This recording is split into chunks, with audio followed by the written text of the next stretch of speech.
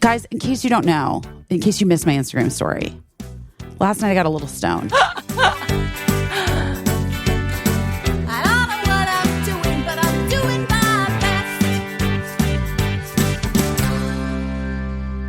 Wait, I forgot how to do this.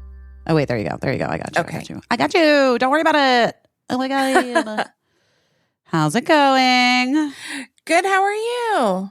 I'm good. I'm in like that, full biz mode. The full biz. Which can be so much for people. Hollywood break. That's like, to people that know and love Busy and have worked with her, the full biz is like it's like a thing. It's a work vibe that I get into. Well, here's the thing, guys. You can't do this shit and not have to have these different parts of yourself. You got to compartmentalize a little bit.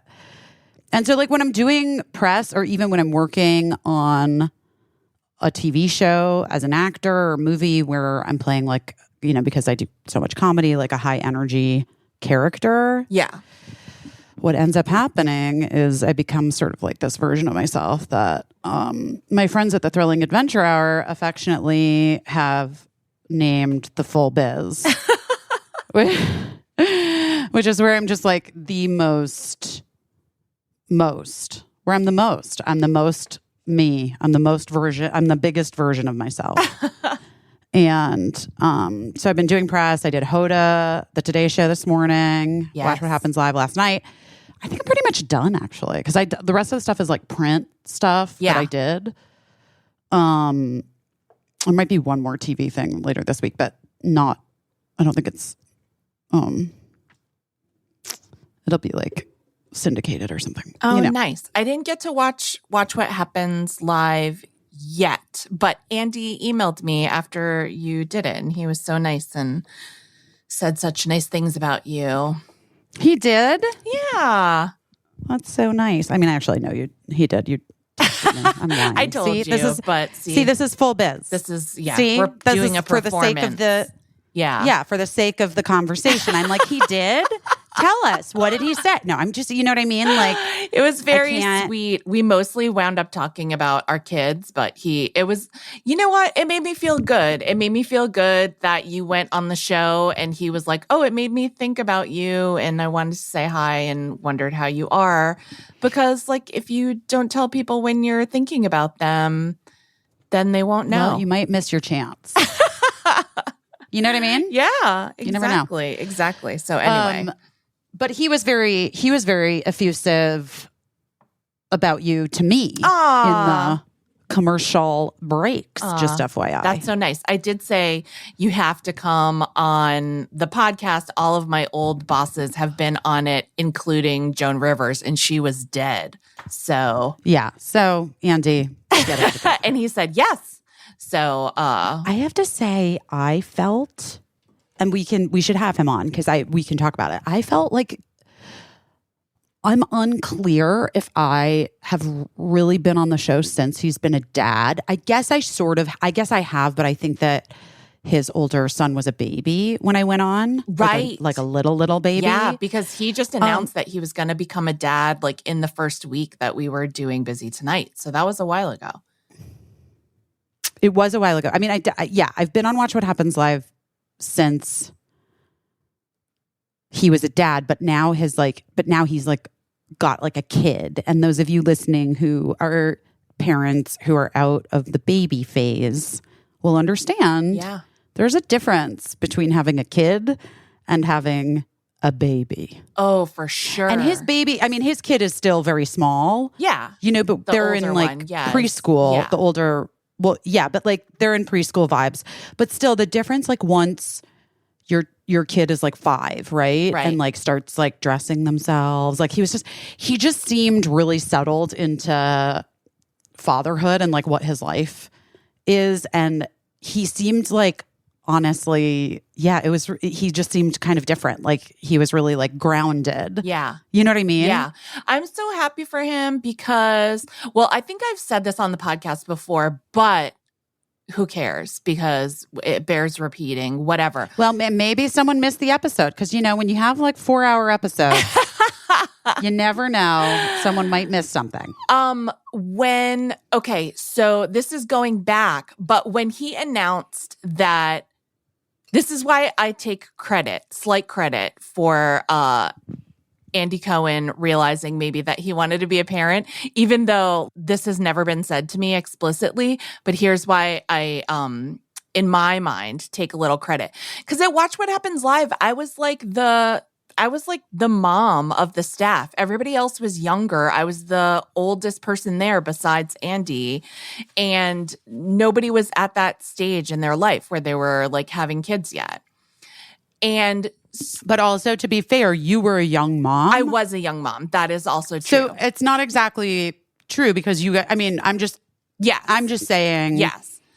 But I was among the more senior people there. And so my kids were older, because I was a young mom. But anyway, nobody was at that place in their life where they were thinking about having kids.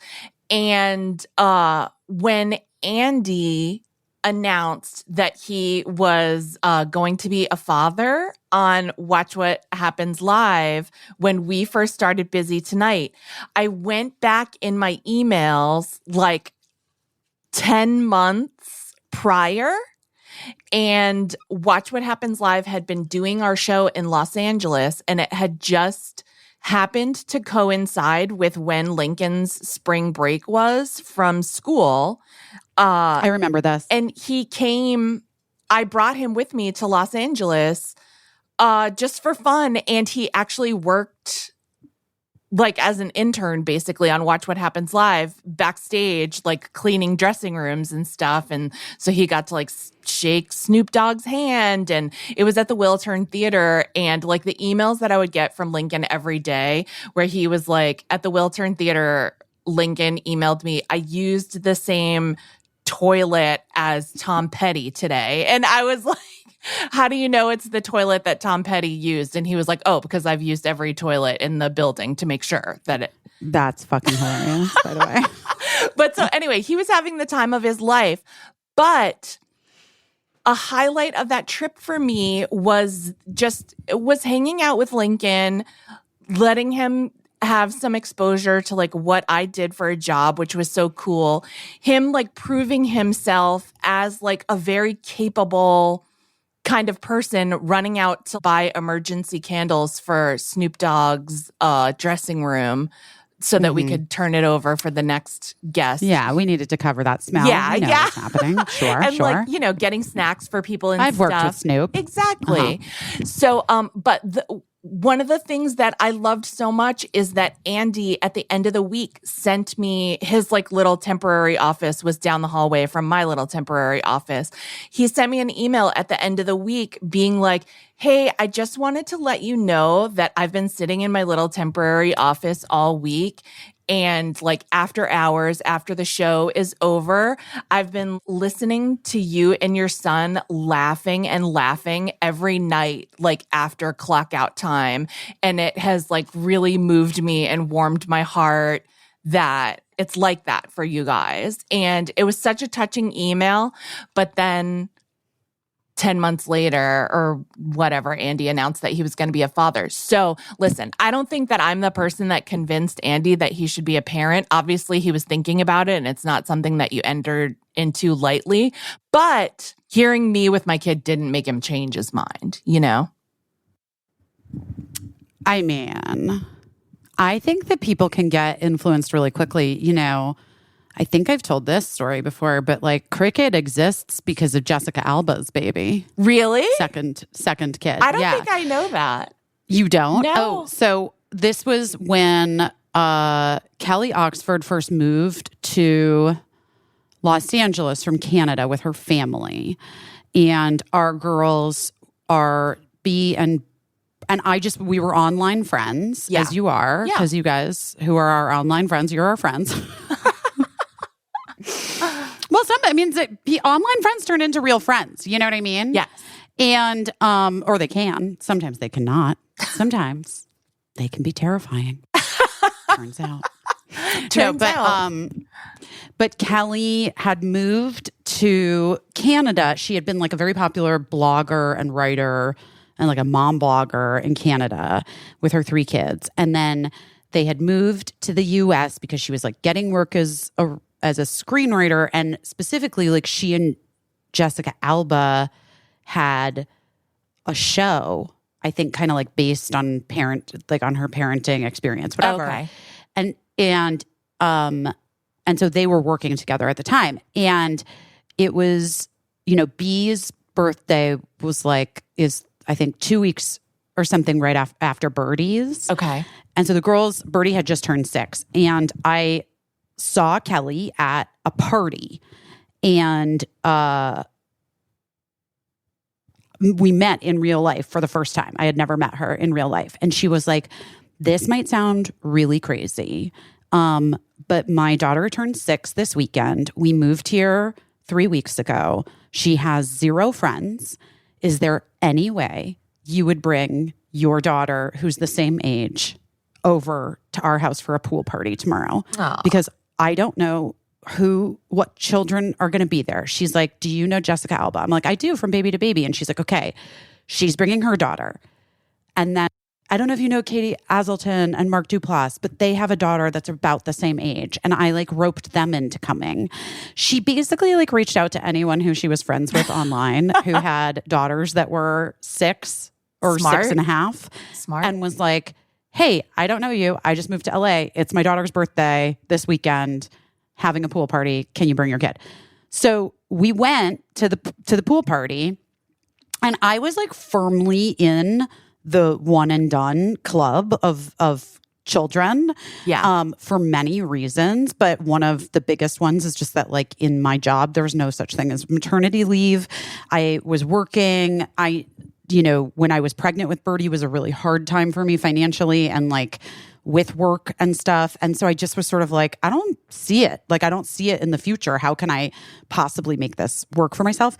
And then at that pool party, first of all, everyone had 2 or 3 kids there,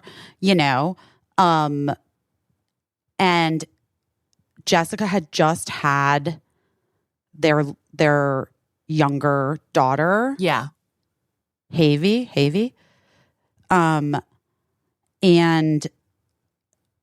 when I tell you that baby, and Katie had Molly, who's younger. Right. Who was a baby. Yeah. So when I tell you between Molly and Haven, I was looking at those adorable, squishy, and they were the best baby age. They were both, I think 6 or 7 months when they were chubby and smiley and sitting up and splashing in the little pool, but then just the cutest babies that I had ever seen. Especially, Molly was so cute, but also Alba's baby with that bright red hair. Oh my gosh. I was just I immediately had baby fever. Immediately was caught baby well, fever. this can't be it. I got to have another kid. Yeah. And I think that, honestly, I feel I got pregnant with Cricket. Oh, wait. That couldn't have been their 6th birthday. It must have been their 5th. Their 5th birthday, yeah. Is that right? Yes. I think so. And then I got pregnant with that Cricket. Not long after, I was like, we're doing this. I want that baby. We always tell Eli we tell Lincoln actually that he exists because of the charm of young Eli. Because I had such a miserable experience giving birth, the actual birth giving to Eli. Yeah, you had trauma. It was a close call there for me for a minute. That I was I'm never, ever endeavoring to do this again. But Eli was such a charming baby and toddler. Holy smokes. That Lincoln owes him.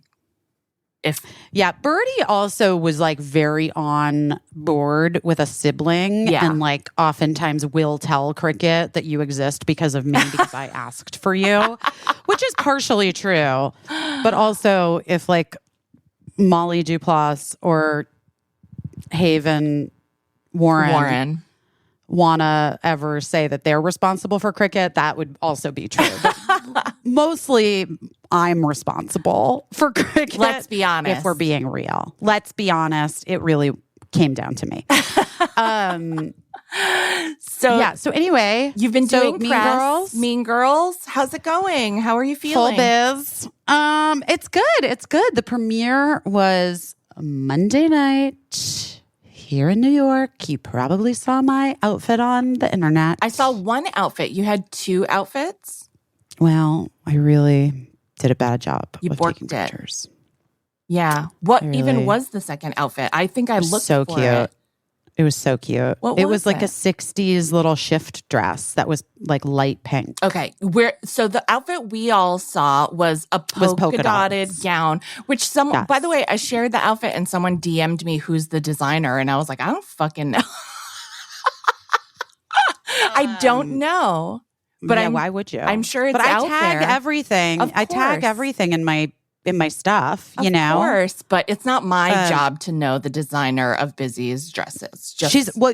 Turns out you're not actually my stylist, which is wild. I'm not your assistant. I'm not your stylist. I'm not your publicist.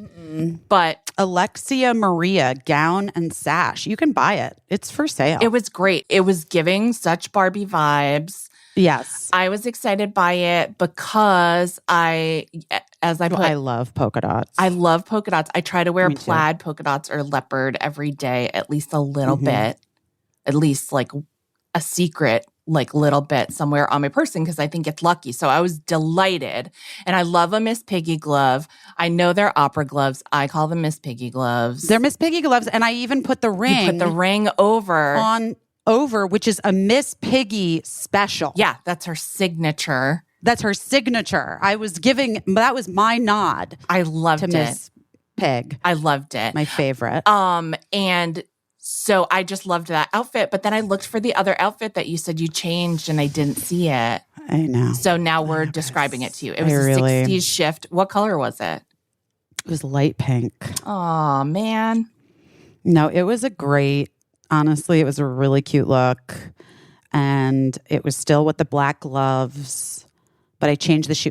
Here's the thing about that polka dotted dress. I'm just going to be very real. Yeah. It was a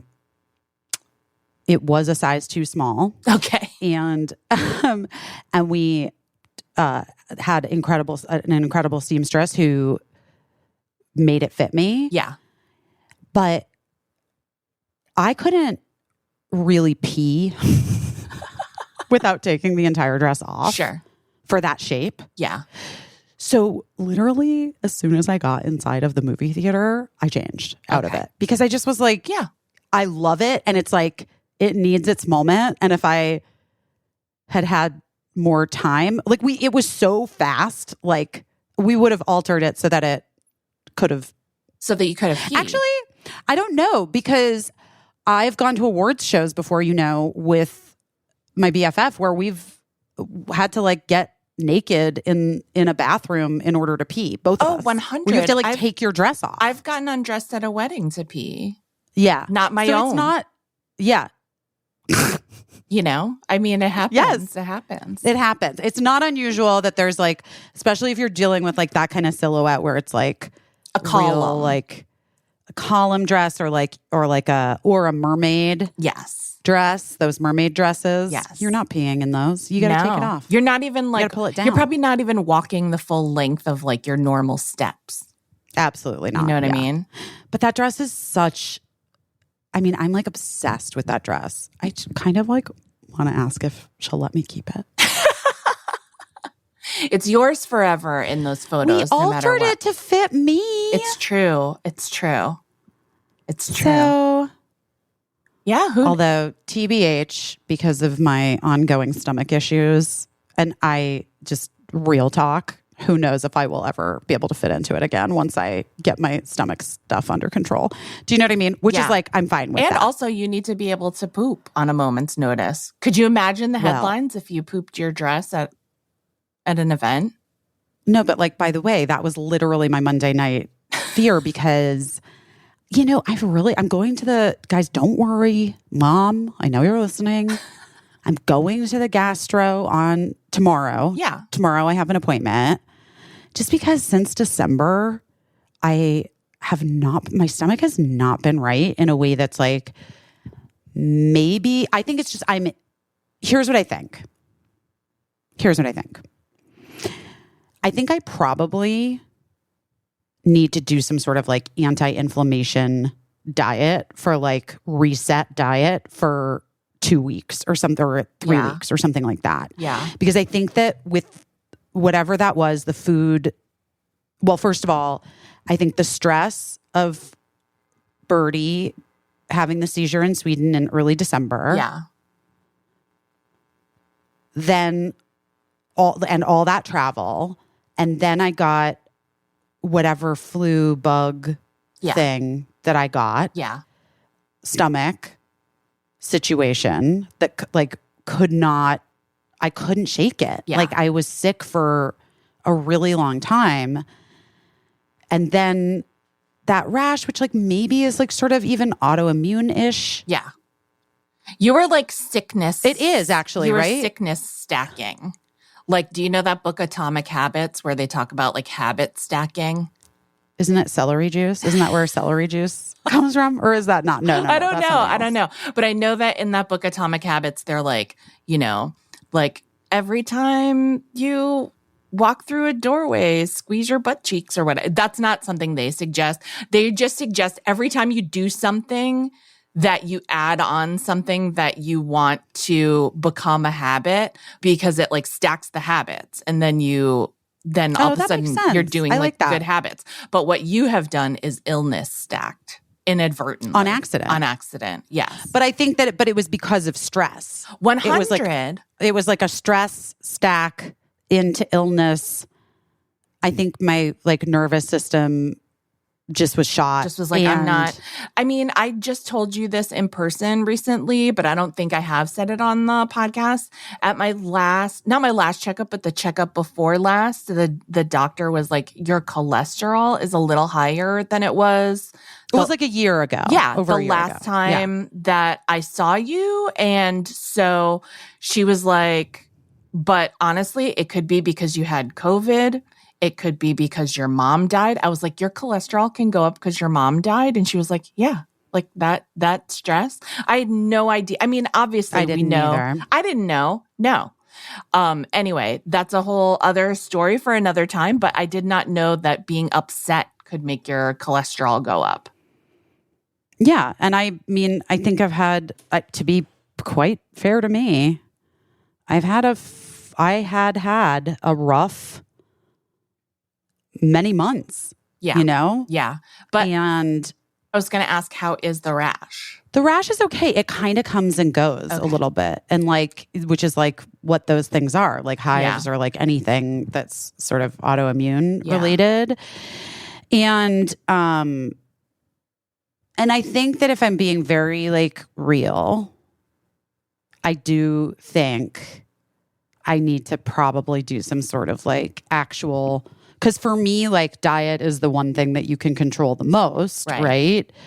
So I think I need to do some like anti-inflammation diet thing for my system now that the holidays are over. And like, but even through the holidays, it wasn't like I was like able to even overindulge that much because I just was like feeling so gross and my stomach was hurting so bad. And then, and also I want to say on top of that, if I weren't a person who has had multiple colonoscopies and has had IBS and like spastic colon literally since I was like 21 years old, I would definitely have gone sooner to like the gastro. But because I've like sort of dealt with this for so many years and the symptoms are very similar. Right. It's like, I mean, almost exactly. I kind of was just like in a holding pattern thinking like, oh, this is gonna. But then this week, the stress of having this movie coming out and like it really occurring to me for the first time, like almost like I didn't think about it, like I'm an idiot that I had taken on this iconic comedic role played by it didn't occur to me until you and I went to that screening last week, Casey, that I was like, oh my God, wait, people are going to see this movie and they're going to judge my performance and probably they're going to judge it against Amy's, which is unfair, but also like What? What did I do? What? So the stress of that, Birdie is going back to boarding school at the end of this week. The stress of that for me, even though like we know everything is under control right now. Right. And I feel really, her doctor feels really confident in the medication that she's on and all of the tests that we've been able to get done. But still, it's like nerve-wracking. Yeah. To send her back. Yeah. It's not helping your tummy. It's not. I'm just saying there's a lot of factors. Yeah. And I've been trying to like meditate. I've been trying to like do all of this stuff. What are you making that face for? Meditating is the hardest thing that people try to do. I feel so it's impossible. Like they tell us all the time, people that are good at it, like I'm so happy for them, but I just feel like it's the hardest thing to do for me. Like whenever anyone suggested meditation, it's just, I'm not in a place. The thing that makes you need meditation puts you in a place where it's hard to meditate, Yeah. And Chani Nicholas, like her app, the Chani app. Yeah. She has like guided meditations, and I find her voice so soothing. Yes. So sometimes in the last few weeks, I'll just like put on one of those and try to just relax a little bit. Yeah. But oh my God, my stomach on Monday night was so terrible. And then you guys, I'm going to tell a story now that it's like, I don't even fucking know. But like, we got to the after party. I could tell Cricket. I mean, there was just a lot going on, guys. A lot going on. I realized so each of my children, Birdie and Cricket, were allowed to invite a friend to come, right? With them to the movie premiere. And, Birdie was very excited to like get a dress that looked like Priscilla Presley. And yeah, she looked so cute. She looked so cute. We found a really cute dress at a vintage place in Brooklyn. That was just amazing. It was just amazing. Like fit her. It was just so cute. She was so cute, and she wanted her big hair, and she was just like so. It was so sweet, and she was so excited. But Crix, her vibe is not in the spotlight, right? And so Mark was coming with Cricket and her friend and that friend's mom and meeting us there. And then I, went into the theater, and who is sitting directly in front of Cricket but Ben Platt. Wow. Ben Platt from theater camp. Yeah. Cricket's absolute favorite movie of all time. Yeah. She was almost incapable of giving her not smile look. You know what I mean? She was like, she was fighting really her serious fighting face. Her serious vibe that she tries to put out. But also her friend, her like best friend Issa, is so cute and is like the opposite of Crix and is like, oh my God, and Christopher Brandy is here. And da-da-da-da-da-da. Like she was so excited.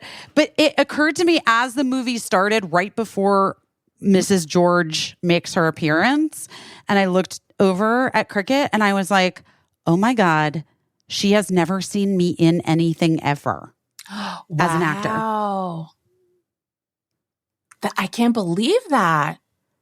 It seems crazy, I know. She has never seen me in anything as an actor on screen ever. Oh, wow. Huh. I know. When she How do you was think it went? little, she would watch Some Busy Tonight, remember? Right. Like yeah, she would come. She would come to set. Yeah. And she had seen some of that. Yeah. And I think when Girls Five Eva first came out, I like sort of tried to get her to watch it with me, and she got real freaked out about all my makeup and my hair and how I looked. She was still pretty little. Yeah. She was like 7, 6, 6 maybe 7. Yeah. Yeah. And wait, she was 6. Yeah. So I just turned it off and she never watched it. Yeah. You know what I mean? Yeah. So this is like the first time. And so I look over and she had this look on her face that was like a little bit like horrified. And she like just, and so also just like, I couldn't even, can you hear this like buzzsaw down below me? I don't think so. Okay, good. Maybe. I kind of like couldn't even discern what the look was. Like, because if you didn't know, she looked like disgusted. Yeah. But I think she was really trying to like kind of like figure it out. You know what I mean? Like she was just like sort of, maybe she was like kind of, I don't even know. She was just processing it, I guess, in real time. Like seeing your mom in this, on this big screen, and she just looked over and she was like, oh my God, it's so weird. And I was like, I know. Are you okay? And she's like, I guess. And so then at the after party, I saw her. The after party was really, it was in a very small venue and it was really crowded and loud.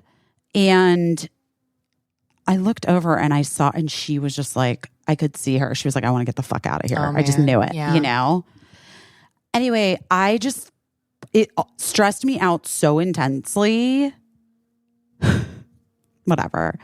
It's hard. I don't know I don't know how else you deal with it. Like my stomach just like as soon as we got to the after party, I like, my stomach all of a sudden just was like, oh, fuck you. I'm turning on you.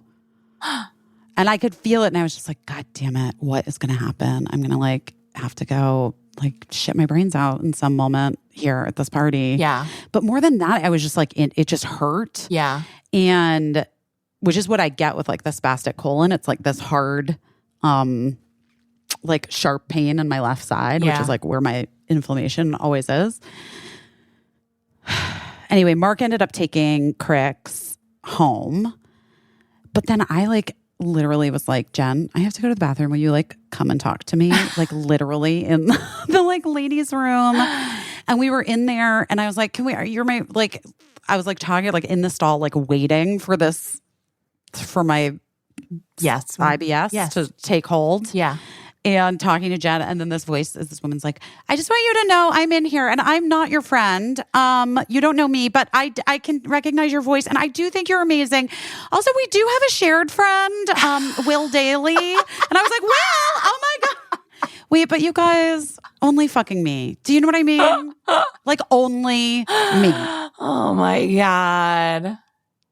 And then afterwards, and Jen was like, just like such a good friend, just like talking to me while I'm just like in so much pain, like literally crying. Like I was like crying, man. You know? Aww. And because I also am like, just like, fuck me. Like, of course, you know? Yeah, of course. Classic biz. Of course.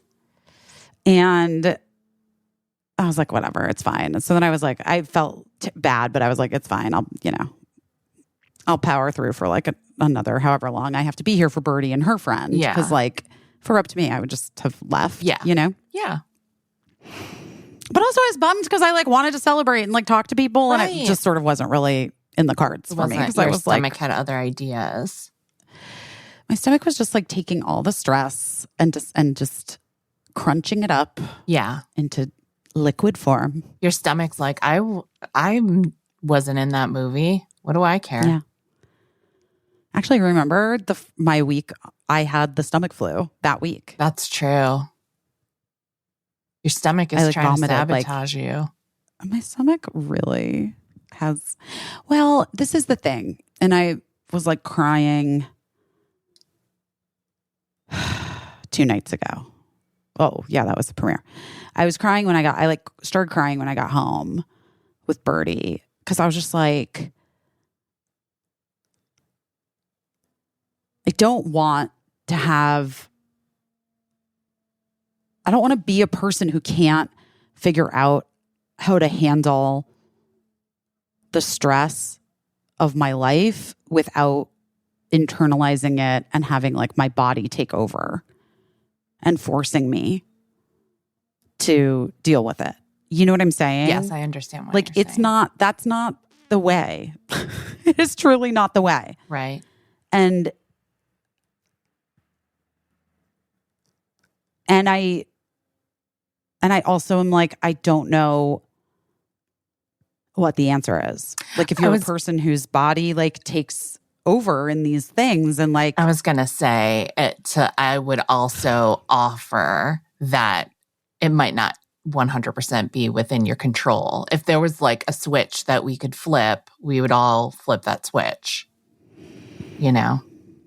Yeah, but there's got to be something. But I give you so much credit. I wanted to say also, when you were talking about meditating, I almost bought you this Christmas gift that I thought it would be so good for you to do the podcast and to meditate, whatever. It's this chair that is like popular on TikTok. It's this like ADHD chair that originally was like a meditation chair, but like people with ADHD love this chair.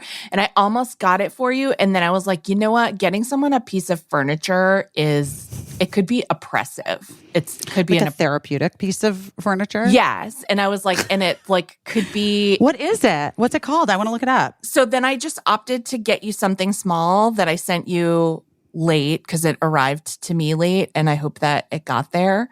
I don't think I've gotten it yet. Oh, it's something else that I sent to somebody on the same day got there, but it's just something like super small. And maybe it's there today. Maybe it's there today. It's the Piper Song meditation chair. I'm looking it up. I'm looking it up. And I was like, I hate when I second guess what I want to get for someone. But I was like sending someone a whole chair, and like, I'm sure it would have to be assembled. And like, what if you thought it was so gross and ugly? Like, I don't know.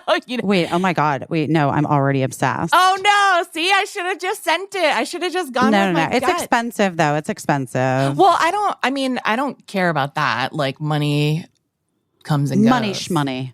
Well, I'm just saying, like, I just choose to believe that money is pretend, and I choose to believe money is pretend. That's what makes me feel better when people are like, you owe your mom's taxes again already, and I'm like, LOL, money is pretend. But it is. But anyway, I wanted to send you that, and I was like, oh my God, she might really love this. But then I was like, she might also find it oppressive, which I don't know. It looks very much like my vibe, I have to say. I thought so too.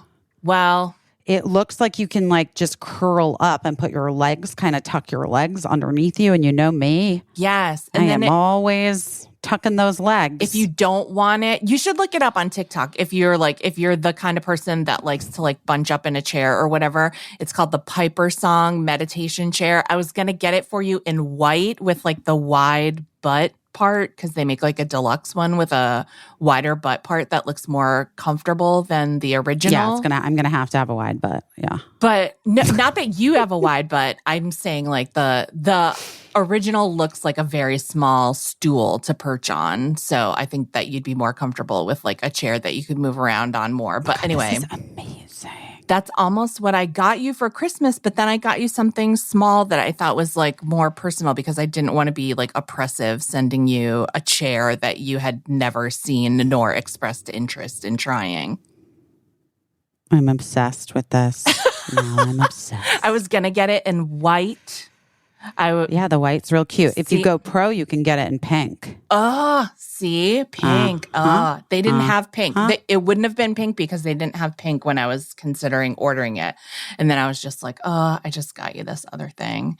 And that's what I was thinking about when you said you were trying to like do meditation more. I was like, oh my God, I should have gotten her that fucking chair. Oh, always trust your gut, Case. I guess. But also, I love it. I have gotten a number of gifts in my lifetime that I have considered oppressive and that are like, you should try this. It'll help you be better. Like when I know the person didn't mean that, but that's how I felt. So. Listen, I'm going to say the gift is even just learning about this chair now. So I'm like taking it all as a win. That is very sweet of you. You know what I mean? That's very sweet of you to say. Yeah, I had, but then I like, I don't know. But then I You just got recovered. through it. You made it. I got through through the it. Today Show. But I didn't take any good pictures. Yes, of the second outfit, which is, I guess, more my point of like. But you own it, right? You own that outfit? No, it was also borrowed. Oh no, from Carla. I could just put it on later and just take a picture. Did Carla take a picture of you in it? Carla's in LA. Oh right. Man. I did my fitting when I was in LA. Oh, and then they just sent like a giant suitcase with all of my looks. I feel like someone must have gotten a photo of you in it. I'm not even kidding you. No one did. Well, maybe that's the thing. Maybe it's just like the elusive outfit. Maybe that's the magic of it. Maybe I just wear it to another event sometime soon. And I'll take a picture in it. Maybe. And we will, all of us will know. We'll know. That it has already been worn. That's the one. I get it. I didn't take a picture on New Year's Eve and I liked my little outfit and I was annoyed. And Matt is always annoyed that we don't take pictures together. But sometimes you're just like doing your thing and trying not to shit yourself. So Tina Fey and I were lolling that we never get pictures together. Ever. It's like so she's funny. like, what's wrong with us? I'm like, I don't know. She's like, we both looked so good. We're both wearing polka dots. Why didn't we take a picture on the red carpet together? I was like, Tina, I do not know. You know what? No, it's different. I thought that Tina wore the same dress that she wore to that like press event that we did one time, but it's not. It's just very similar, I think. It's like the same vibes. And so I was like, oh, good for her for like recycling that dress, but it's not a recycled dress. It was Wait, which dress? The polka dotted dress that Tina wore. No. But what's the dress from the thing we did? Hold on, I'll show you. I want to see. Remember this so dress? Great. Polka dots. I think there's actually rectangles. I don't think it is the same dress. I just think it's like the same vibes. It's squares. It's squares. But it's the same length dress and like the same level of sheen. So I was like, oh my God, I feel like it's just that it's a very Tina dress. I loved it. I thought I was going to say, and also it's like, you know, you get to a point, we all do, where we're like, I know what I like to wear. Yes. Like, I like this thing. And you work with people who are like, I know what you like to wear. Yes. You like this thing. I was in a way hoping that it was the same dress because I was so happy that I thought that I recognized it. And I was like, I'll be the only person that would ever clock it as a dress that I saw her wear one time before, but it wasn't even the same dress. I don't know. I'm pretty good about that stuff too, you know? Well, you remember people that you met in a dressing room 10 years ago and never saw again. This is true. But I also like have a really good brain for what people wear. I guess it has to be, I don't know, imprint on me for some reason. Like it reminds me of something. It's a gift. You don't get to choose your gifts. That's so true. You really don't. Or how they present themselves. Oh, wait, I want to say something so cute. I talked to Lindsay Lohan at the premiere briefly. You did? Yeah. But she was like, I think she had, I don't know if she stayed for the movie. I don't know. Okay. I don't know. I think she was like, I was like walking, we were like passing each other on the aisle in the actual theater. Yeah. And she was like, oh my God, hi. And I was like, hi. And she's like, it's been so long. I haven't seen you in. And I was like, it's been a really, really long time since we've seen each other in person. She's like, I know. Oh my gosh. You look great. I was like, you look amazing. She looked fantastic. And I was really happy to see her. I love that for her. Yeah, I do too. I always judge people on how they treat people behind the scenes. And Lindsay Lohan, I'll just say this. She's always been so kind to me behind the scenes of something when she's been a guest on something. And she's been really nice to my kids. There's been one occasion where my kids were like on a set that she was on and she was so sweet to them and just like that's really nice, just friendly. Yeah, so that's very nice. Well, she's a mom now. She looked amazing. Yeah. Everyone was so excited she was on the red carpet. Yeah. And then Lizzie Kaplan is a good friend of Mark's and also mine, but really more Mark's. Yeah. So just to be clear. Ali, who plays Janice in this version, in this in our Mean Girls, play, her manager, who Casey came with me to the screening, and it was also for Ali's team and her. Yeah, she was at the screening as well, which is where we first met because we never worked together. Right. But so when I saw them at the premiere, so Lizzie couldn't go to the premiere because she's, well, first of all, has like a baby but also then got sick. Like it's just like, it was like a perfect storm of whatever. Danny Francesi was there and I saw him, which is great. I've known Danny forever and he's just the best. He is the guy who played Damien in the original and Damien. And Damien Holbrook. And Damien was there. Hi, Damien Holbrook. Damien Holbrook, who is Tina Fey's actual best friend from high school, Damien. And the inspiration for Damien. The inspiration for Damien.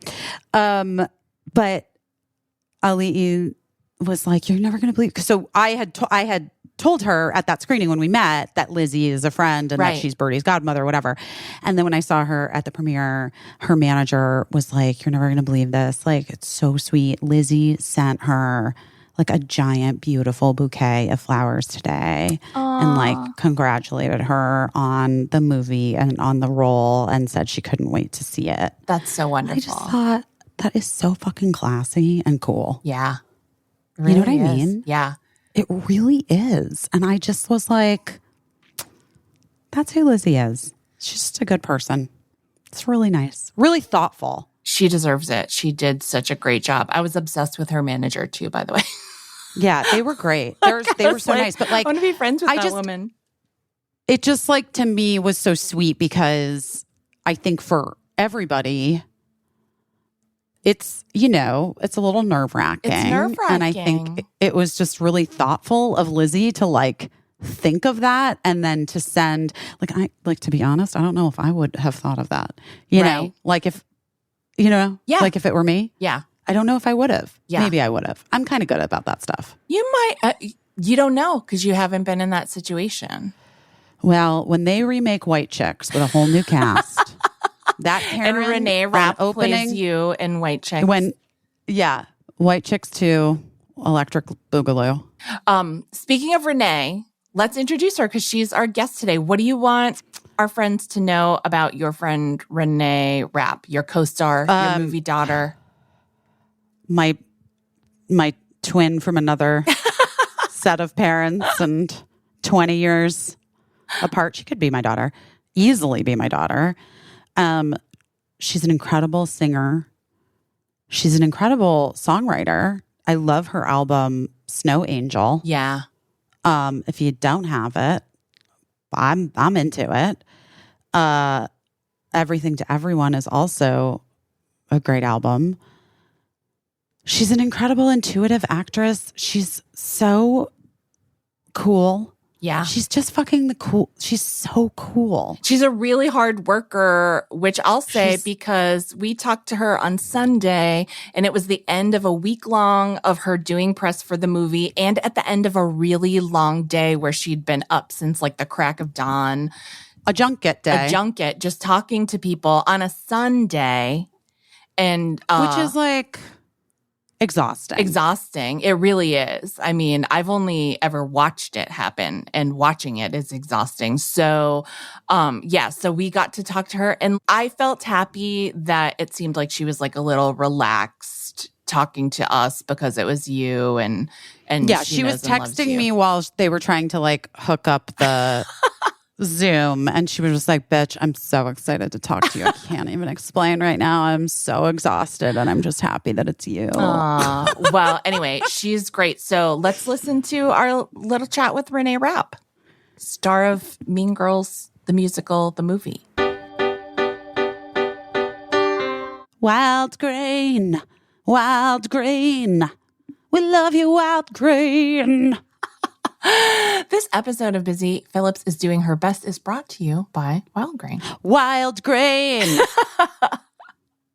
Guys, Wild Grain is, if you haven't heard us talk about it before, the first ever Bake from Frozen subscription box for sourdough breads, fresh pastas that are so delicious, and artisanal pastries that everyone is going to freak out over. Every item bakes from frozen in 25 minutes or less. No thawing required. We are obsessed. Wild Grain just sent us new boxes. It's like Christmas morning every time one of those boxes shows up at my door. I agree. And my family loves it. Cricket and that fresh pasta, you can fully customize the Wild Grain box that you receive. Yeah. So you can get any combination you want of breads, pastas, pastries. So in my house, I'll just get one loaf of the bread now. Right. And then I'll get mostly pasta. Right. Because the kids really just want to eat all that pasta, as do I. That's the big hit in my house and what we go through really quickly. And the bread is more of like a special occasion, like, oh, I'm going to make a stew. And like a bread is fun to have with that. Or the croissants, which, you know, are free in every box. The croissants, which Birdie loves those croissants. Me too. I'm with Birdie. And the chocolate chip cookies. I was going to say. I was about to say the chocolate chip cookies. I was going to say it's frozen. So I make one or two. Yes. The house smells great. I eat them. I'm like, good. It's like you're living in your own fancy hotel. It is like that. Or like in first class on a fancy airline. I did make an ice cream sandwich with the chocolate chip cookies the other day, and that was pretty delicious. Genius. Yeah. They also have this incredible slow fermentation process that they use for the sourdough bread that helps my tummy, which is the best. I love that slow fermentation process because it really does make a difference. I have noticed it. I highly recommend you trying out Wild Grain. For a limited time, you can get $30 off your first box plus free croissants in every box when you go to wildgrain.com/busy to start your subscription. You heard us right. Free croissants in every box. $30 off your first box when you go to wildgrain.com/busy. That's wildgrain.com/busy, or you can use promo code busy at the checkout. Hiya, hiya. Our Hiya just showed up and I was so happy. And you know what I love? You know what I love? Right to your door. Right to my door. Yes. Because I have to be honest, like children's vitamins are not a thing that is top of mind whenever you're a parent to get, but there's something that you always need in the house. And, you know, typical children's vitamins are essentially candy in disguise. We've talked about it. Yes. We all know, filled with 2 teaspoons of sugar, bad chemicals, gummy junk. You think you're doing something good and you're not. You're just not. And that is why Hiya was created, because they are superpowered chewable vitamins that fill in the gaps in modern children's diets to provide full body nourishment that our kids need, a yummy taste they love. It's formulated with the help of nutritional experts. Hiya is pressed with a blend of 12 organic fruits and veggies. Then it's supercharged with 15 essential vitamins and minerals, including vitamins D, B12, C, zinc, folate, and many, many others to help support immunity, energy, brain function, mood, concentration, teeth, bones, and more. All the things that your kids need to grow healthy and keep their immunity up so that they can continue to go to school every day and not be sick at home where you have to take care of them. It is non-GMO. It is vegan, dairy-free, allergy-free, gelatin-free, nut-free, and honestly designed for kids of all ages. So you can take them as well. And it's sent straight to your door. I just hand them to them while they're walking out the door. Or, you know. Plus, you get this little bottle that they decorate. The packaging is like eco-friendly. They don't send you like a big bottle every time. Yeah, it's perfect. Well, we've worked out a special deal with Hiya for their best-selling children's vitamin. Receive 50% off your first order. To claim this deal, you must go to hiyahealth.com/busy. This deal is not available on their regular website. Go to hiyahealth.com Broadway.com/busy and get your kids the full body nourishment that they need to grow into healthy adults. Are you kidding? Can you hear me? Yes, we can hear you. Oh, wait, Slay. Hi. Hi, I'm Casey. Nice to meet you. Hey, dude. Nice to meet you. Are you exhausted? Are you so tired of talking? I'm honestly, yeah, but also this feels better. Yes. Well, You know what I mean? yeah, I would hope so. I mean, We have you for a very short time because you're so busy doing press for the movie. But so why don't you just talk about whatever you want? Yeah, we can talk about whatever the fuck you want. It's your birthday this week. Happy birthday. Thanks. It's been such a year for you. I mean, I'm just thinking like from last year, this time to right now. Yeah, dude. What a wild journey. I know. It's been quite a lot. Like today, especially we're getting asked like so many questions about the movie and like so many like details and shit like that. And I'm like, I don't remember. Yeah. I'm like, I don't know. I couldn't tell you anything I did in the last like 6 months, let alone the last year.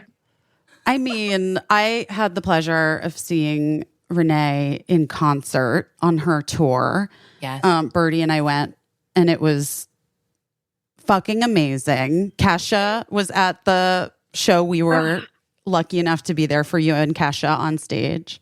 It was so great. That was the best. Was that like a dream come true for you? What does like Kesha mean to you? Everything.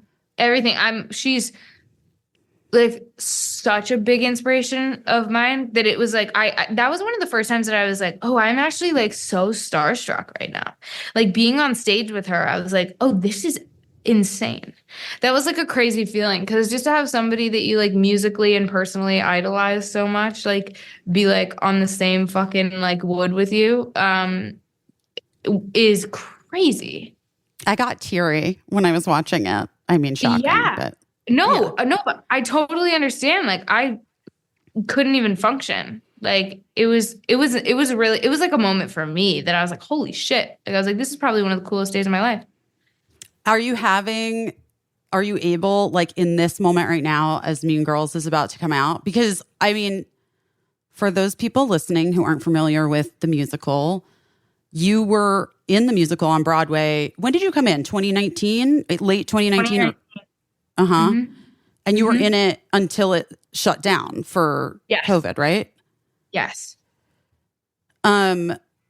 And then you go off and you're like, it's COVID. You're doing some other things and working on your music, which was always a priority for you, right?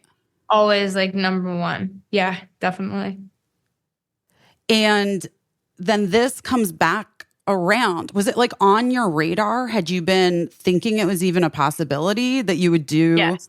You were like, yeah, absolutely. Because I remember I was like, yeah, fuck yeah. When it was announced, I was in my dressing room on Broadway, probably early 2020, pre-pandemic, obviously, or what we knew was a pandemic. I was in my dressing room, and I think we were between the matinee and the night show, and I like saw that the article had come out about like they're gonna do like a Mean Girls the musical, the movie, and I was like, oh, for real? I was like, okay, I want to do that. At the time, I remember I was like talking to a couple of people who were in the cast about it, and they were like, yeah, but there's like no way, like they're gonna cast like new people, I'm sure. And I was like, yeah, totally. In the back of my mind, I'm like, no. I really wanted it. I really wanted it, and it was a thought for a long time. I mean, and it like came together, I have to say.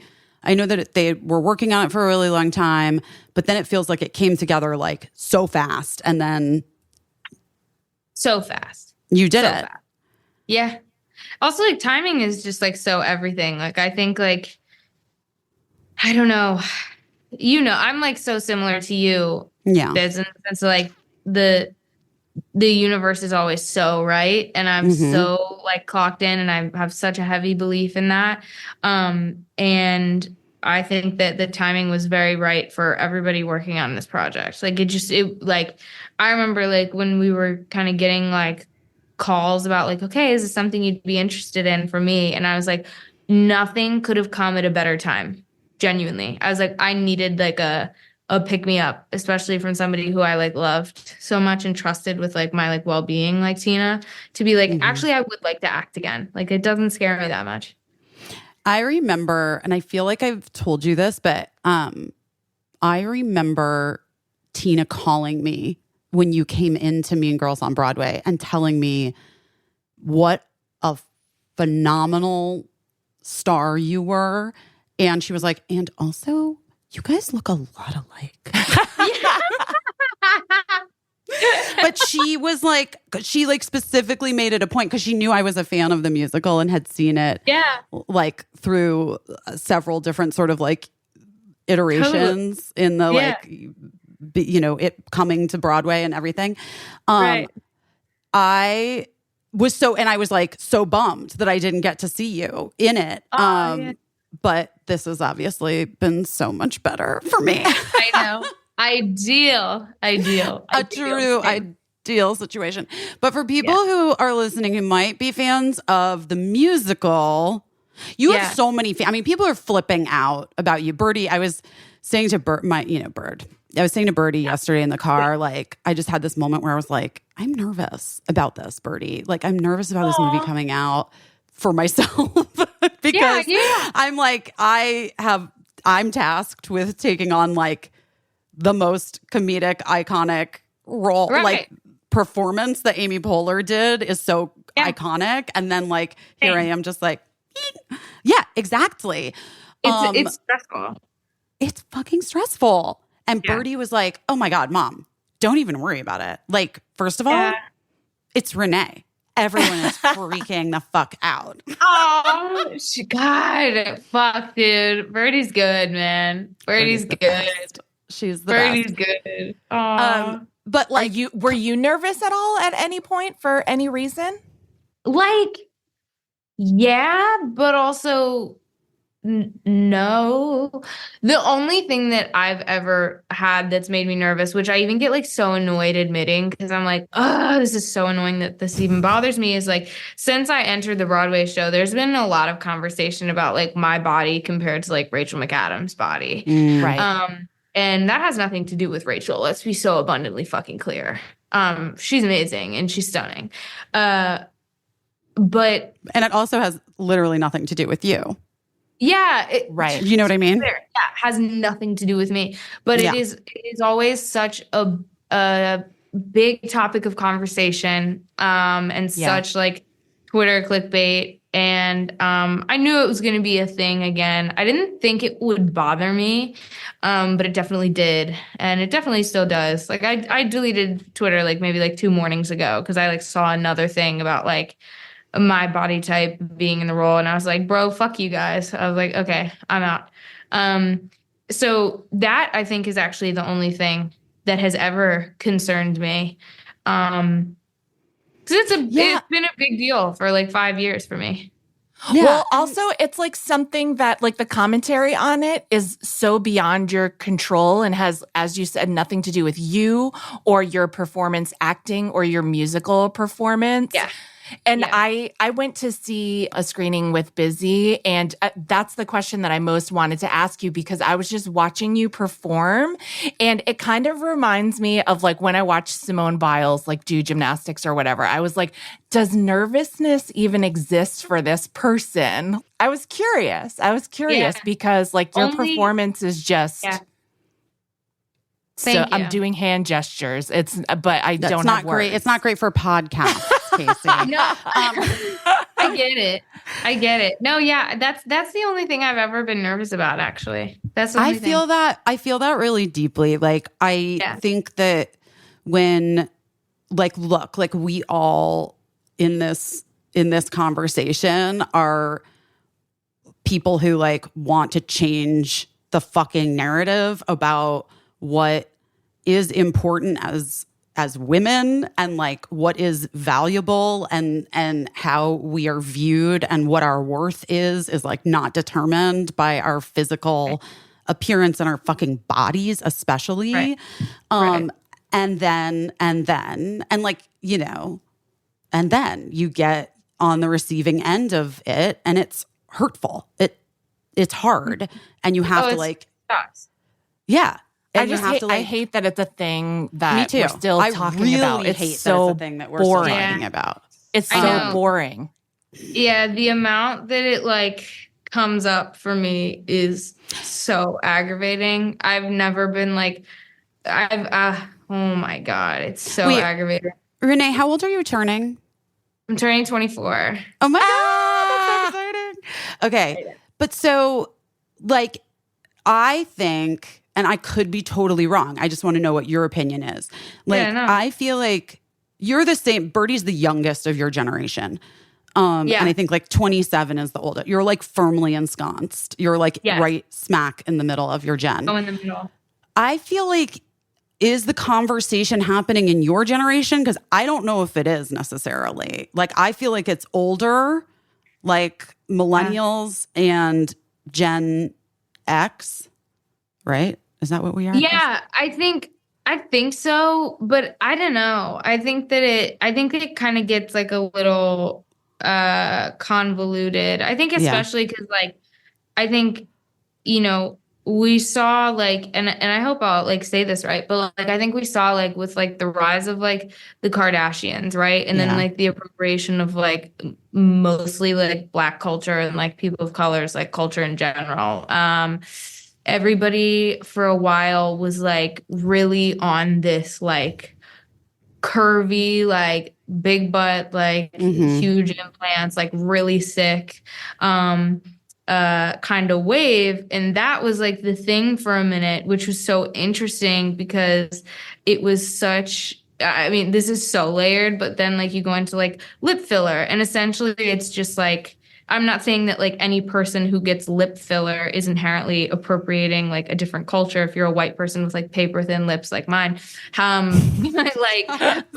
I do think that like there was, it was interesting to watch such like an appropriation by them and so many other people in the public eye get so much praise, but obviously not praise for the right reasons. And now like with like you know, the like glorification of like being stick thin and like Ozempic and things like that now like in Hollywood being like you know, really inaccessible but incredibly accessible to people with a shit ton of money and a lot of like white folks. Now it's like back into this like rail thin thing again. It is just a fucked up like convoluted never ending. It feels never ending. Well, the wild thing to me is that like a body type can even be a style or fashion. It's not a shirt you can just change into and out of. So the fact that we're even talking about it that way is it's wild to me. It's not so easily changeable. And so I'm over it personally, but I've been around a lot longer. You have. No, we're all fucking over it. And like as women, it's our like having these conversations and like the people that are listening, it's all of us to be aware so that we can kind of start to do the like deconstruction in our own brains of our own judgment, you know, of ourselves. Yeah. And I think it's a place people go to where they have nothing else. They have no other commentary. And when a person is so uncomfortable liking or appreciating something, they're gonna find something. And like women face it all the time. Yeah. It's like the Barbie speech. You know, you can't be too this, but you have to be so much this. And you can't be too. Yeah. And I think it's just the commentary where someone who already had an agenda, they went through the list and they couldn't check anything else off. And they're like, okay, I'm going to hit them with this one. So I hate that it's even a thing that you had to think about. I'm sorry. Me too. Yeah, it's also like just so rooted in like white feminism and like white liberal feminism like that. So, you know, culture. And I say that incredibly aware that I am very much a white woman who is you and me both, babe. Yeah. But it is really that. And it, it's a bitch. So I don't know. I definitely think that millennials and like that sort of generation imposes that for sure. But I don't know. I kind of feel like everybody does, and we're just like masking it in different things, whether that be like like a couple like white girls hitting like cultural appropriation, or like a couple girls being like, wait, like Ozempic. You know what I mean? And I understand that it's different to everybody, and it's a much larger conversation. And so like if any of that comes across as insensitive, and maybe it is, but I don't know. I do think that. No, I think you've said like multiple times, like it's super nuanced and there's a lot of different layers to it, but like we have to try to like hold all of these things. And then on top of it, you're literally one of, honest to God, like the most intuitive talents I have ever witnessed in person working, like as an actor. Your voice is insane. Your music is incredible. You're so beyond as this part, like you just are this part in this part in this movie. It is so fucking fun and delicious. Like you really like devour it in such a brilliant way. Okay, we have to let you go in 2 seconds. Other than your birthday this week and the Mean Girls musical movie coming out this week. My God, what a week. Yeah. Dude. It's so exciting. What are you like for 2024? What are you like looking for? What are you looking for? Like it could be personally, it doesn't have to be just work stuff. Work shit's off the chain. Like, I mean, did I just say off the chain? SNL. Oh my God. Can we talk about SNL? Yeah, I'm so excited for SNL, dude. I'm so excited. It's going to be fun. Wait, the movie, your birthday, and fucking SNL? Yeah, January 5th. It's a big week. Yeah, there's so much happening. It's really fun. I mean, it's really fun. I'm enjoying myself, definitely. I think this year I would just like to continue to work with people that I want to work with. I've done some like weeding through, and I've found a lot of people that I really like, and I like working with people who make me feel really good. And I gotta tell you, like, that is really fucking nice. So I would love to continue to do that. I just would like to learn a lot this year. I feel like there's so many parts of the business and also like businesses outside of this that like I don't really know a lot about that I would be interested in. Like Adam and I were talking about like I want to do some like very fun like gay business ventures in Los Angeles, and like I don't know a lot about those fields or things like that, but I would like to get into it. So maybe this year will be like exploration and learning. I love that for you.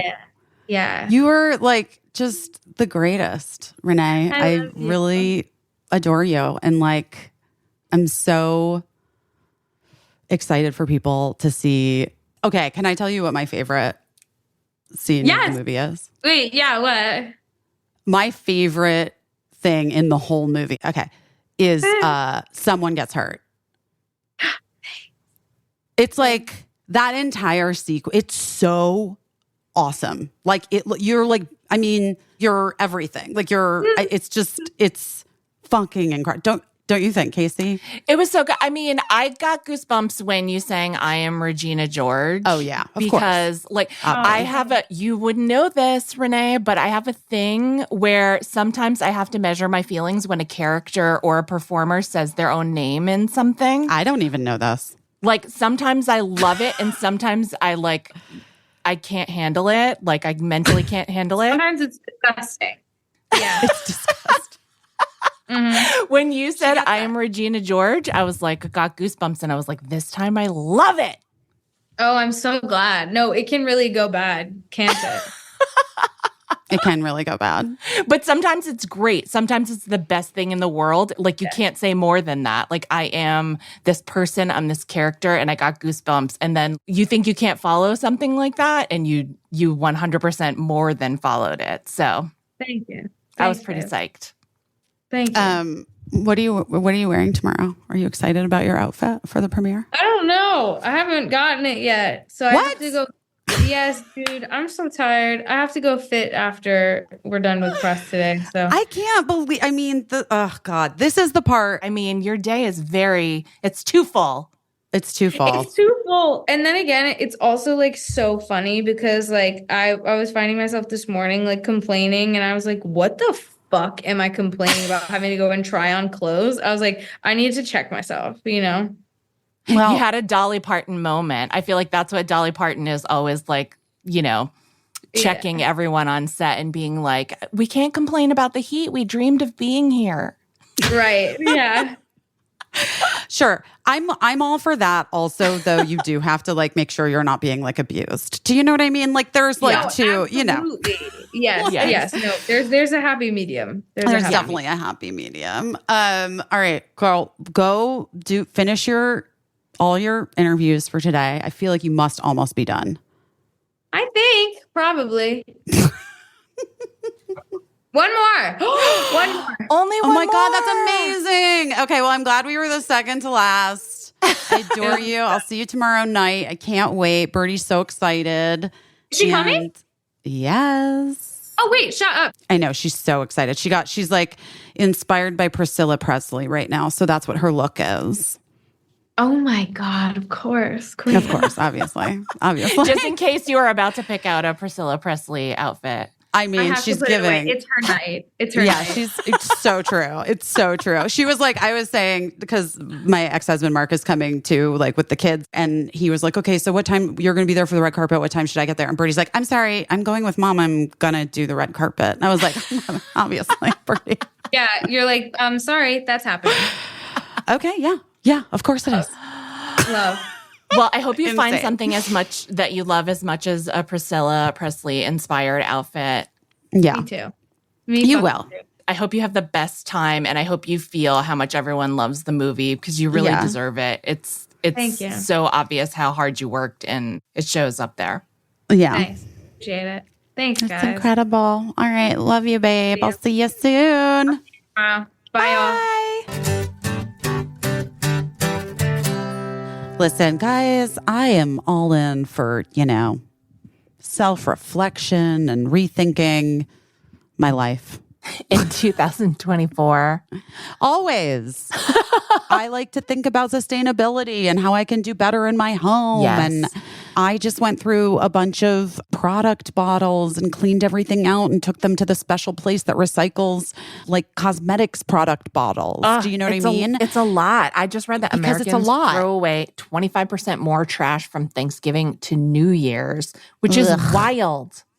It's wild. It's wild. And also, did you know that there are an estimated 5 billion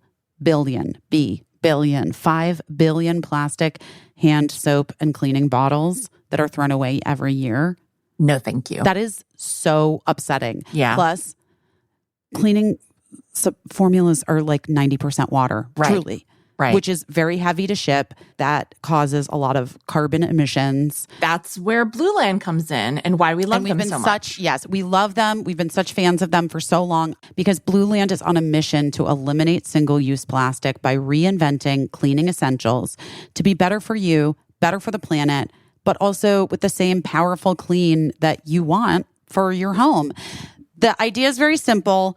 They offer refillable cleaning products with a beautiful cohesive design. It looks great on your counter. You fill up your reusable bottles with water. You drop in these tablets. You wait for them to dissolve. You never have to worry about carrying home bulky cleaning supplies from your grocery run, which, especially living in a city like I do, is important. Right. It is important. Right. And the refills start at just $2.25, which is so much more economical than products that you buy off the shelf. I really love the scents, and I do really appreciate that it all looks very clean and cute. It's aesthetic, as the kids say. Yes, and all the Blue Land products are made with clean ingredients that you can feel good about. Guys, we love it so much. I love the toilet bowl cleaner. Yes. I love the laundry tablets. Mm-hmm. I love the cleaning sprays, the hand soap. I use it all. Same. Blue Land has a special offer for you, our listeners. Right now, get 15% off your first order by going to blueland.com/best. You're not going to want to miss this. Blueland.com/best for 15% off. That is blueland.com/best to get 15% off. I had to use my Hatch Restore this morning to wake up early. I bet you did. I actually really like using it as my alarm clock. Yeah, because it's just a very gentle wake up. Yeah. I wake up fairly early on my own at this point because I think of the Hatch Restore. Right. You can like kind of train yourself to wake up early with it, yeah, which is amazing. Yeah. So if you're a person that has a hard time waking up in the morning, this is the product for you. The Hatch Restore is a device. It's like a little machine. It's really cute. It looks like a little half, like a half, like a little half moon. Yeah. That sits on your nightstand next to you. And it helps you build like consistent bedtime and morning routine because it has light and sound cues. So they have the meditations or the sleep sounds. I use the sleep sounds. Hatch even has like an option they can entertain you to sleep because they have new content on Hatch Plus always, which is amazing. Yeah. But in the morning, and this is what really gets me, especially on the East Coast when it's dark. Right. In the winter when it's dark.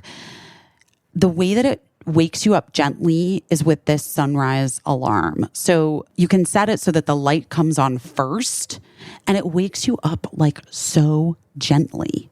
You can do a lilac sunrise and then birds chirping to wake up. And it's so delightful and such a better way to wake up than like a pleasant way. Yeah.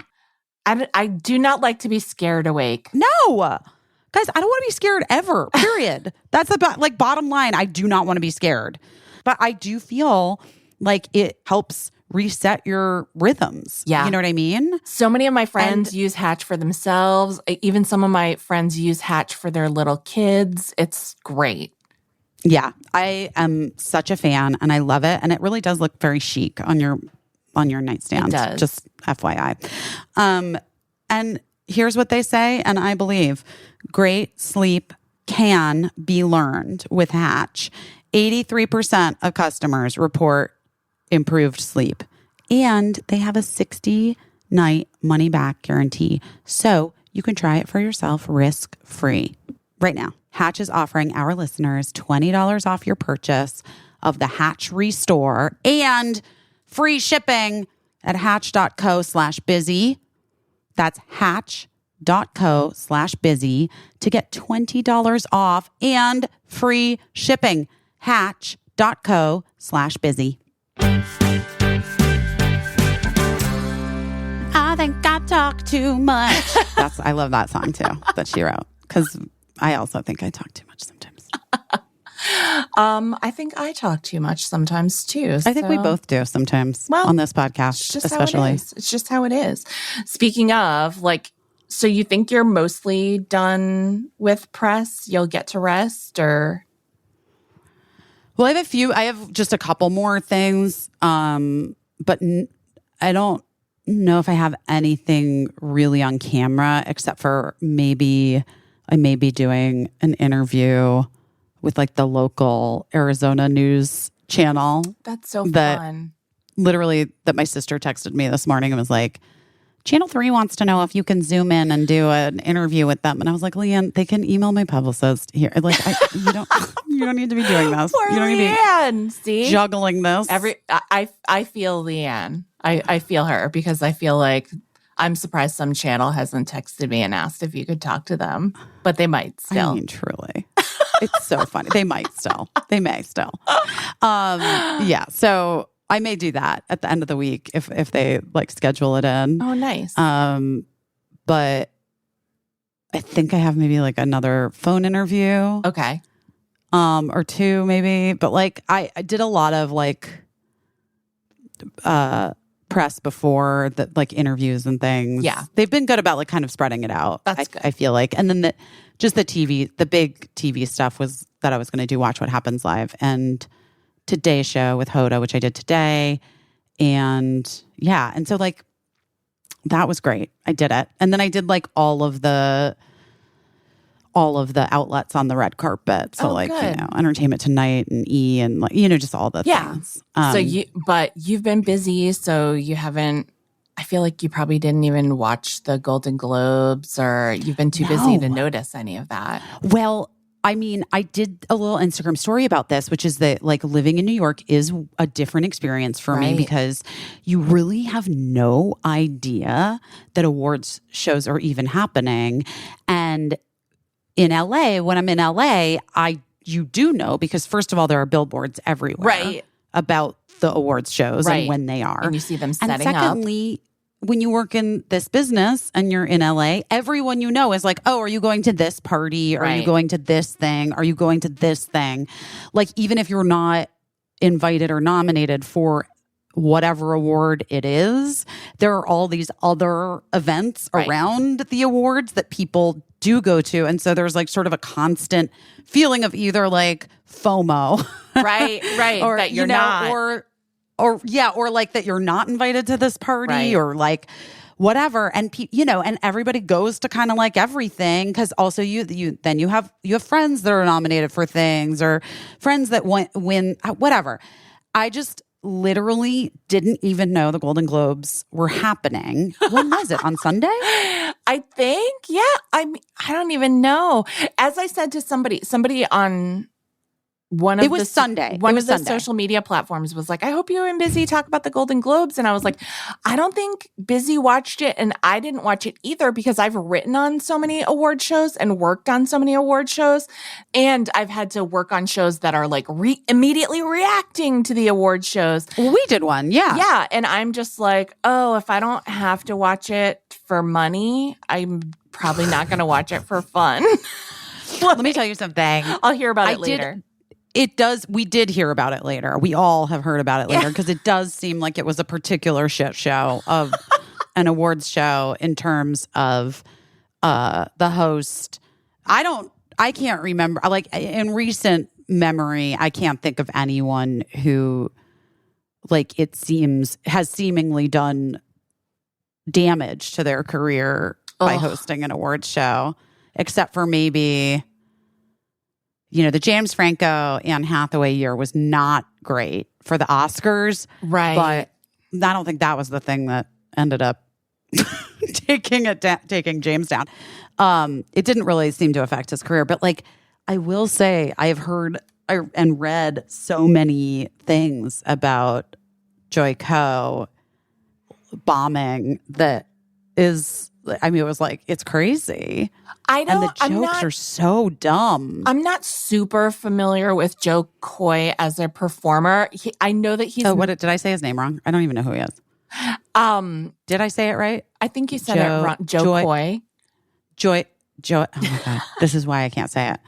Joe Coy. Yeah. I know that he's a super popular comedian and that he like basically sells out arenas or whatever. And I don't know anyone that really knows him and is friends with him, which is unusual. Wait, but isn't he the one that was dating Chelsea for I think so, like yeah. a year? And he had they like were in love. It seemed really cute. Yeah. And their relationship seemed really cute online. Yeah. That's all I know and it from. So like as a writer, obviously I didn't love that he was like, throwing the writers under the bus? Blame the writers. So because here's the thing. This is the only thing I really want to say about it is like 10 days isn't the longest time to prepare for an award show, but it's also some time. Bottom line. Wait, he only found out 10 days ago that he was hosting? I guess so. That's what they say. But bottom line is that the host chooses all of the jokes in the end. So while it's not writing the joke, it's signing off on it, and you're agreeing to stand by how it lands by choosing it and choosing to do it. Selling it. Exactly. Like the few things that I saw, I was just like, oh my God, he bailed on that joke halfway through. Yes. And I was going to say, I'm not a stand-up, but I've hosted things, and I know that if you don't fucking sell a thing, it's going to bomb. Yeah. Like if you bail on a joke halfway through, Yeah.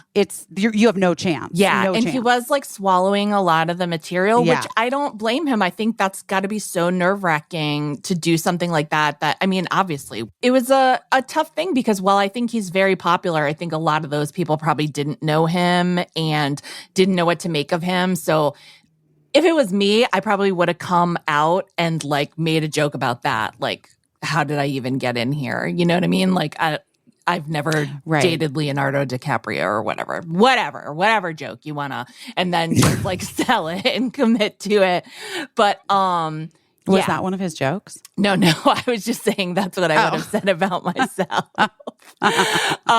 But I just saw a couple little clips of it, not enough to really comment on it. It wasn't ideal. It wasn't an ideal situation. And I guess it remains to be seen what it'll do or not do for his career because people sure are talking about it.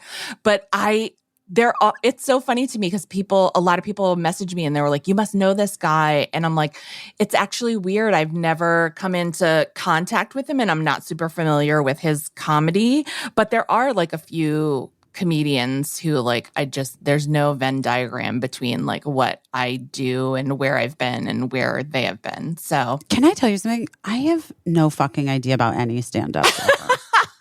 I'm constantly like surprised. That guy that was like hosting SNL that one time. Oh, right. This year. Yes. I was like, never in my life have I seen this person. Right. Who people loved and thought he was doing a great job, I thought. Or did they? I don't know. Yes. Well, I mean, I don't, from my brief inquiry about him, I found out that he's like literally like the most popular stand-up. Yeah. There was one time that guy that hosted SNL, not Joe Coy. That guy's name is Nate Bargatze, I think. Bargatze. That's the one. Yeah. That's the guy I'm talking about. Yes, the SNL guy. There was a time on Watch What Happens Live when we had a comedian on and everybody was like, you must know this guy. And I was like, I literally don't know him and also shockingly have never heard of him. But then I looked him up and he was like selling out places. And so that's just how it happens sometimes, you know? So I'm not familiar with any of these guys, but I guess it's a good lesson in like, you know, even if you're like massively successful in one arena, you just might not be a household name to everyone. I don't know. Well, yeah. Of course. Yeah. But like, people don't know who anyone is unless they do. Exactly. So you have to lay that groundwork a little bit. Yeah. But I also think your inclination, and this is why you're like such a good writer and why you always do get like people do ask you a lot to come write for shows and, you know, hosting things. Oh, Andy and I talked about this actually, not on the show, but off the show. You have like an incredible ability to capture someone else's voice and write in their voice. Aww, like it's a real strong suit of yours, but you also have a really good instinct about how to ingratiate yourself. And you know that the number one way to ingratiate yourself to anyone is to be self-deprecating first. Yeah. And to make like the first joke about yourself because like no one wants somebody that's like just coming out there pompous. Yeah. You know what I mean? And I don't know if that's what he even did because I didn't fucking watch it. So I'm not saying him.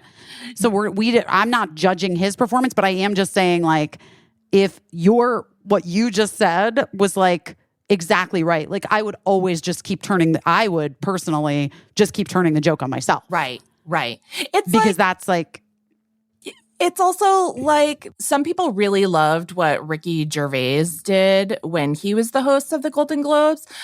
But I don't think the people in the room necessarily loved it. I think people at home loved it because it was outrageous or whatever. But here's what you have to remember is that those are people and they are all like, for the most part, they're nervous if they're up for You don't know who's having IBS in the bathroom. You don't know who's having IBS and they're having their own experience. And so the thing is like, you do have to kind of win them over, and comics are really good at that generally. So I'm sure that's something that Joe Coy could have done if he had just chosen to go in a different direction, like out the gate.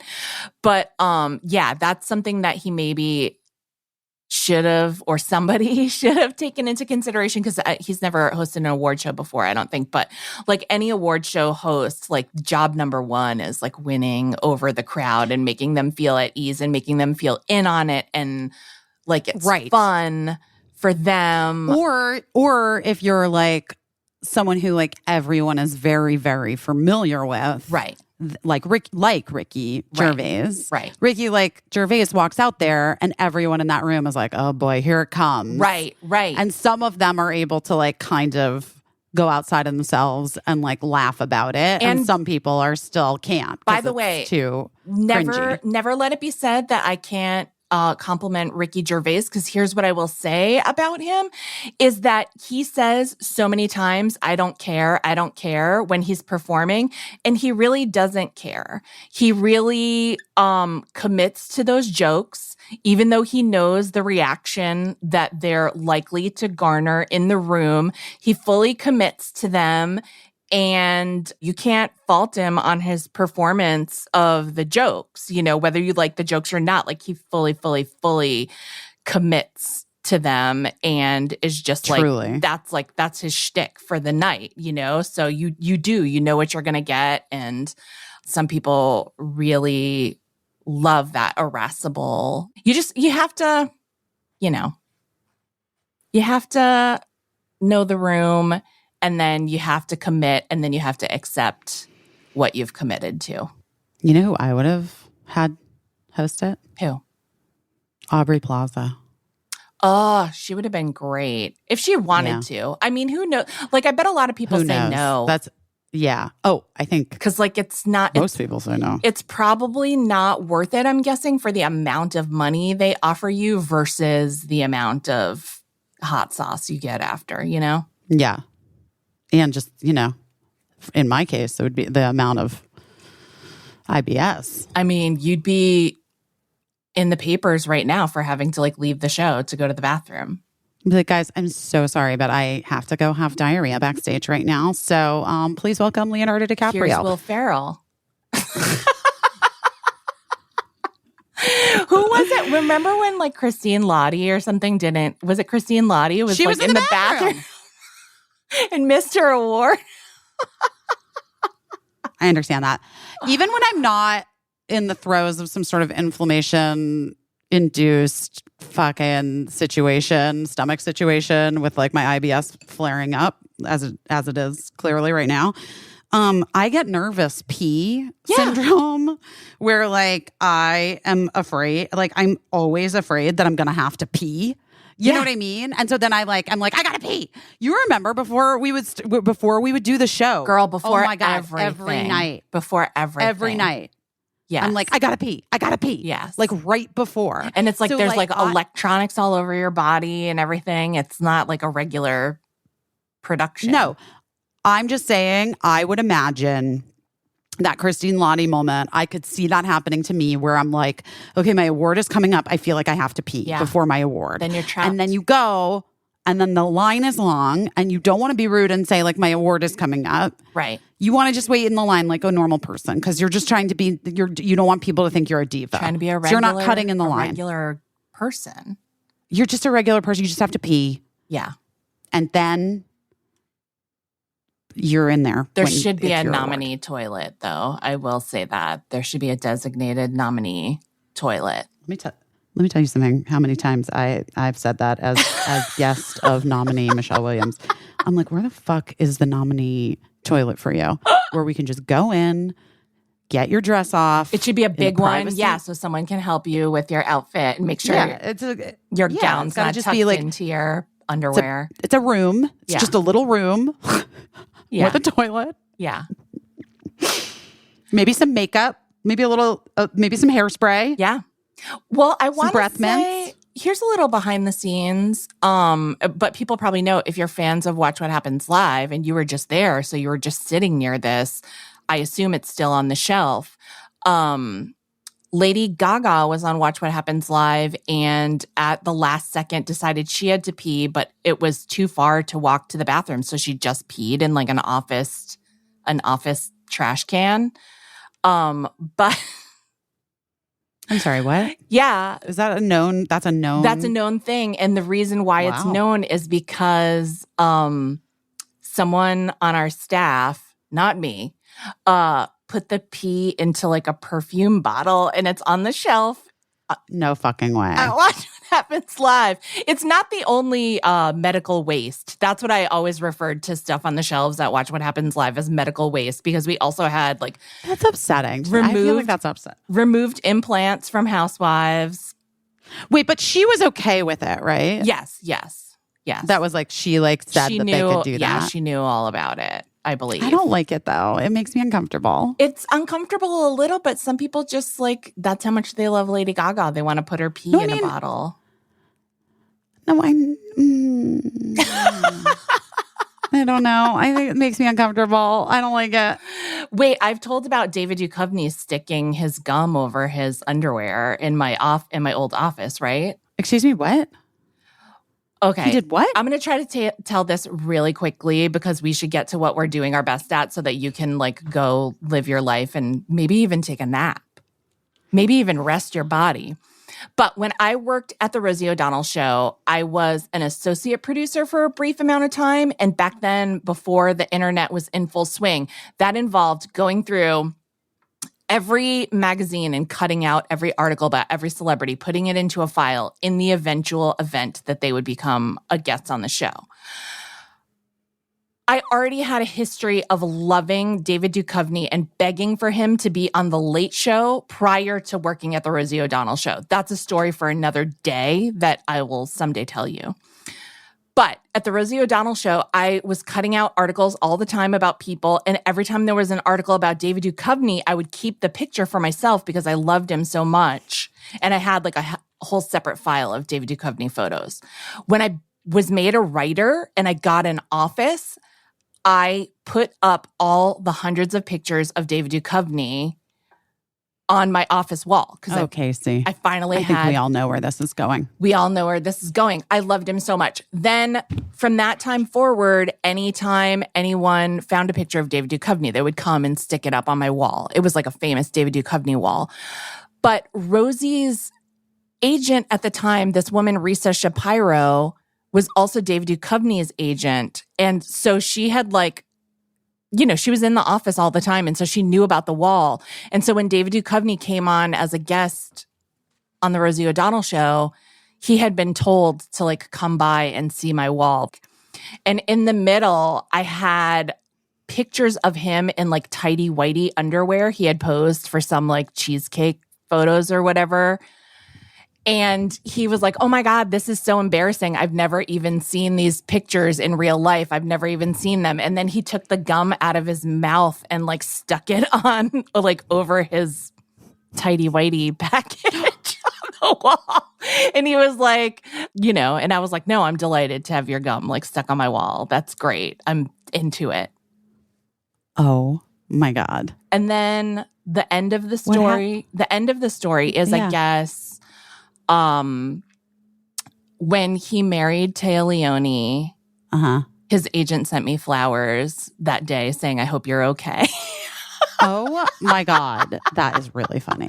And is he still married to Téa Leoni? No. They're a long divorce. But and Rosie also sent me flowers that day saying, I heard the sad news. Hope you can make it through the day. And then when the Rosie O'Donnell show ended, I left my wall intact. And then they remodeled the offices for whatever show came in after us in those offices. I don't even know what show it was now, but I asked like the facilities manager what happened to my wall, as if they like dismantled it and preserved it. And he's like a wrecking ball went through it. Yeah. Wait, but also like, how did you not take down those pictures and save ones that you wanted? I should have, but also like at that point, I was a wife. I was a young mother. It wasn't your priority. I had just given birth to Lincoln, I think 5 days before that show ended. Oh yeah. We're not we're not going back to save the David Wall. I was like, it was just, again, it was like for a moment, for just that moment in time. And then, then it was gone. Wait, I have news to share, I think wait, hold on. Let me just make sure. Make sure you can share. We are confirmed on this, right? Maybe I'll talk about it next week. Okay. Because it's exciting. Because what it is that I think I picked a date for my sale. Oh, exciting. With Cure Thrift. Exciting. I know. That is very And it's coming up. It'll be very quick. Okay. But just, want to give everybody a heads up. Okay. So watch this space. Watch this space. Nice. We shall announce. That's very exciting. Wait, I do have to pee. So should we say what we're doing our best at, or should I go pee and come back? It's up to you. Maybe I should go pee. Go pee. Be comfortable. I'll be right back.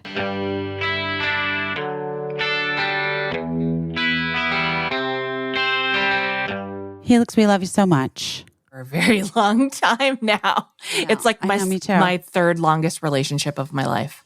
Guys, Helix mattresses will change the game for you. Buying a mattress is like kind of daunting. And that's why I think Helix is so incredible, is because they just take all the guesswork out of it and all of the weirdness out of having to go to a mattress store and laying down on a mattress in front of someone. How would you even know if you're comfortable when what you're doing is so uncomfortable? Someone is literally watching you. Like, it's so bizarre. It's so strange. And your feet are on the vinyl. Oh, no. No, it's not comfortable. You can't do it. And the truth is, I think because of that, a lot of people don't get new mattresses when they should, when their mattresses are worn out and it's like affecting your sleep and your body. And, I like really thought that I was like, well, I guess I've turned the corner and I'm just old now. Right. And then I got the Helix mattress and I was like, oh, no, wait.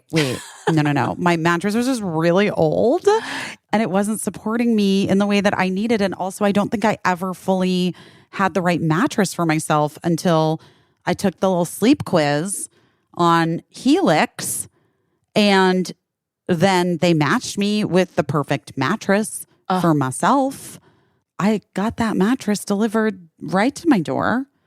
And you know what they do? They offer 100-night trial, which is incredible because they know that the best way to know if a mattress is working for you is for you to try it out and sleep on it for a long time. You got to give it like a bit, And there are so many different models of mattresses to choose from. They even also have like their most high-end collection, the Helix Elite now. Yes, with a 15-year manufacturer's warranty. Yes. They support military, first responders, teachers, and students by giving them a special discount on the site. And unlike a lot of mattress companies out there, Helix owns its own manufacturing facility. So each and every Helix mattress is made by a team of skilled manufacturers and is shipped directly from their facility to your door. There's no fiberglass in there. I know people have been like worried about that lately. There's fiberglass in some mattresses. No fiberglass in Helix. Get out of here with take your fiberglass and get out of here and get Helix. We also have something very exciting for you. We're able to offer you 20% off all mattress orders and 2 free pillows because you are our listeners.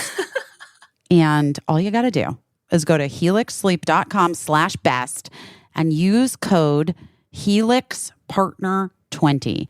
This is the best offer that they are given anywhere, and it's not going to last long.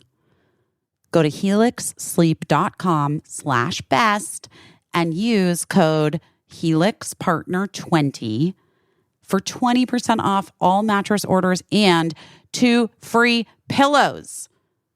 With Helix, better sleep starts now. Listen, taking care of your health isn't always easy. Believe me, I know. But it should at least be simple. Like, you shouldn't have to write down a bunch of directions. Instructions for taking care of yourself. Yes. That is why over 3 years now, Casey and I have been such huge fans and have been drinking AG1 all the time, no exceptions, because it's just one scoop in water once a day. The easiest every habit. single day. It's so easy. It's easy to do. It's a micro habit with macro benefits. Each serving of AG1 delivers your daily dose of vitamins, minerals, pre and probiotics, and much more.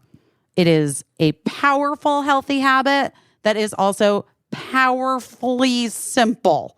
Yeah. Like truly the easiest thing that you will do all day, probably. Yeah. I have a tremendous amount of guilt because I know we're supposed to eat our 5 fruits and vegetables a day. If I'm being honest, I'm never going to get to all 5.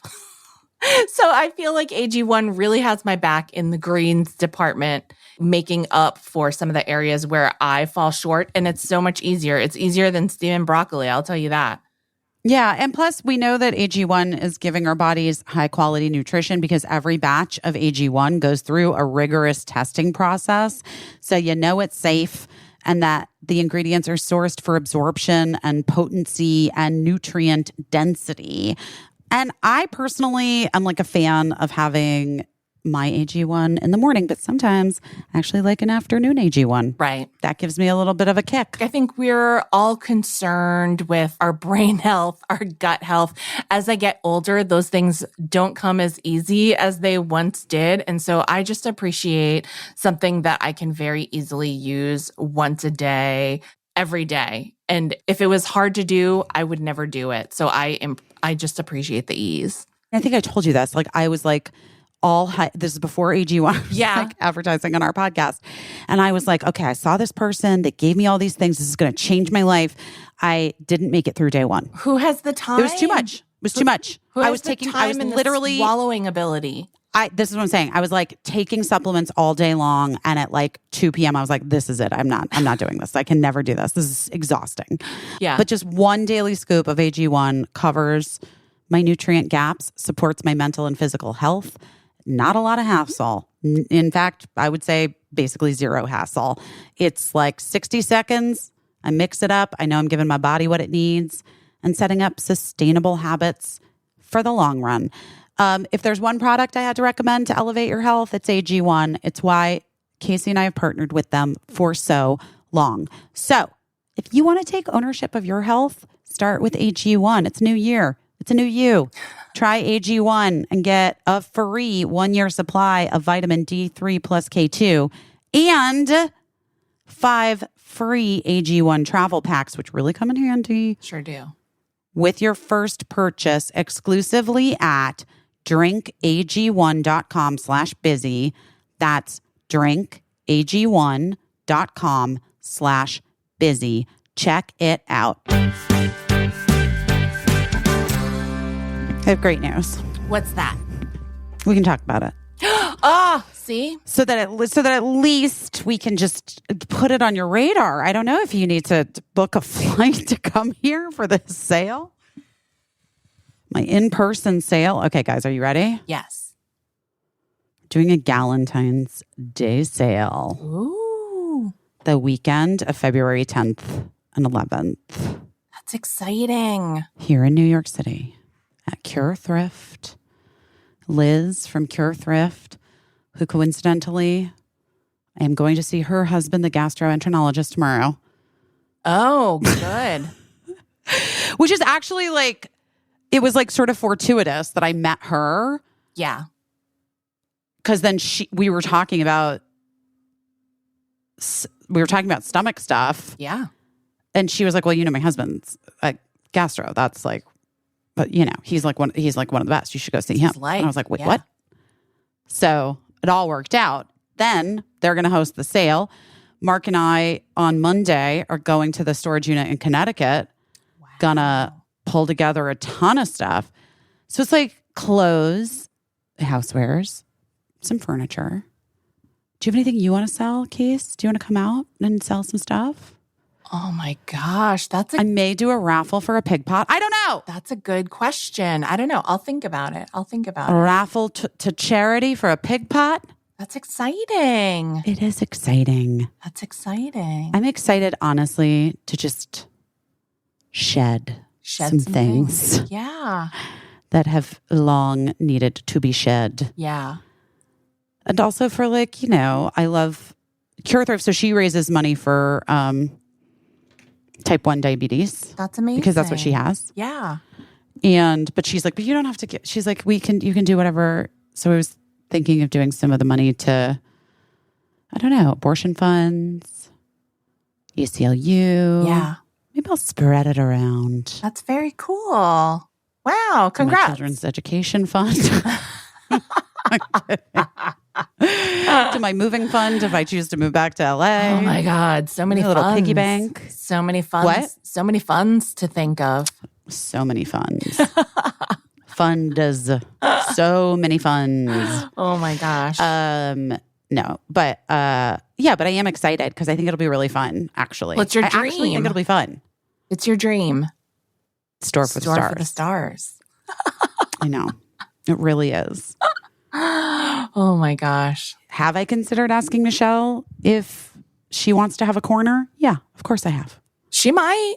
She may. We don't know yet. She might. I don't know yet. Well, I'll come out and work the register if you need anyone to. Great. That sounds great. Stock the shelves at Store for the Stars. You guys, I'm just so excited to merchandise everything. But how many things am I going to merchandise and be like, wait, I don't want to I want this still. I know. That's really hard. It is hard. It is hard. Although I will. But I've got stuff. I know what I have. I was going to say the most recent purge, when I did the clothing swap, I thought I was going to feel that way and I was done with them. I knew I was done with them and I wanted someone else to have them. So. Well, that's the thing. And part of the reason why I want to do this sale in this way is I donate so much stuff too, just FYI, just so you guys know. Yeah. But sometimes donating makes me sad because I feel does somebody who really loves it get it? Right. You know what I mean? Yeah. And I have so much stuff. I'm such a collector and I have so much stuff I feel so sentimental about that even if I don't want it anymore and I have no need for it, I still sort of want to make sure that it goes to the right home because I anthropomorphize all of my things, even my clothing. Right. So I don't want my clothes feelings to be hurt. I want them to know that they're really going to a good home. Yeah. And nothing makes me happier than when I've done those Poshmark sales where I hear from somebody or they DM me or whatever. And they're like, I just want you to know I got this dress and I have worn it all the time. And I love it so much. And it makes me so happy. That's why I loved having that clothing swap because so many people posted on Instagram, wearing a dress to some gala that they either got from me or got from someone at the swap and tagged me in it. It made me so happy because that stuff is just out there living another life, not going to waste, being shared. I love it. Someone's enjoying it. I get to enjoy it again in a way that I wouldn't if it was just sitting in my closet. So I'm into it. I think it's great. I just love it. I love it so much. I think it's great.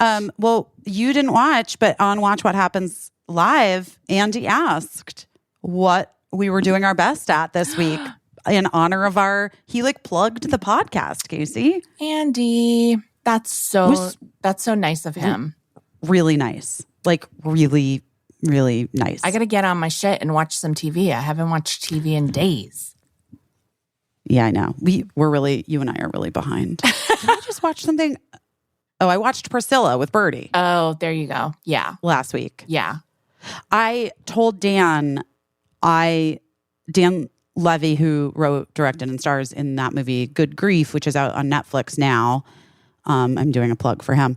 But he was the other guest on Watch What Happens Live last night. And I was talking to him backstage before the show. And I was like, I lost my best friend recently. And I have to be honest with you. I really wanted to watch your movie before coming here because I'm such a huge fan and such a huge fan of Schitt's Creek. And I'm just a fan of yours. And I wanted to be able to say to you, I watched the movie and blah, blah, blah. But I kind of just didn't feel up for it. Yeah. And he was like, I really get it. And it'll be there for you. And I was like, great. I look forward to watching it soon. That's nice. When I feel ready. He seems like such a good person. My God, I love him. I love him too. Yeah. I had the best time with him, actually. Oh, good. It seems like, I mean, if I had to guess, if I had to like pick out someone that you would have fun with, I would probably pick him. Yeah. I really like him. He's your kind of guy. He is my kind of guy. Really is my kind of guy. And he was wearing like a David Byrne-esque suit. But yes, we've circled the same orbits. Well, I will. What did you? So I already answered on Watch What Happens Live. You don't want to tell me I have to go watch it?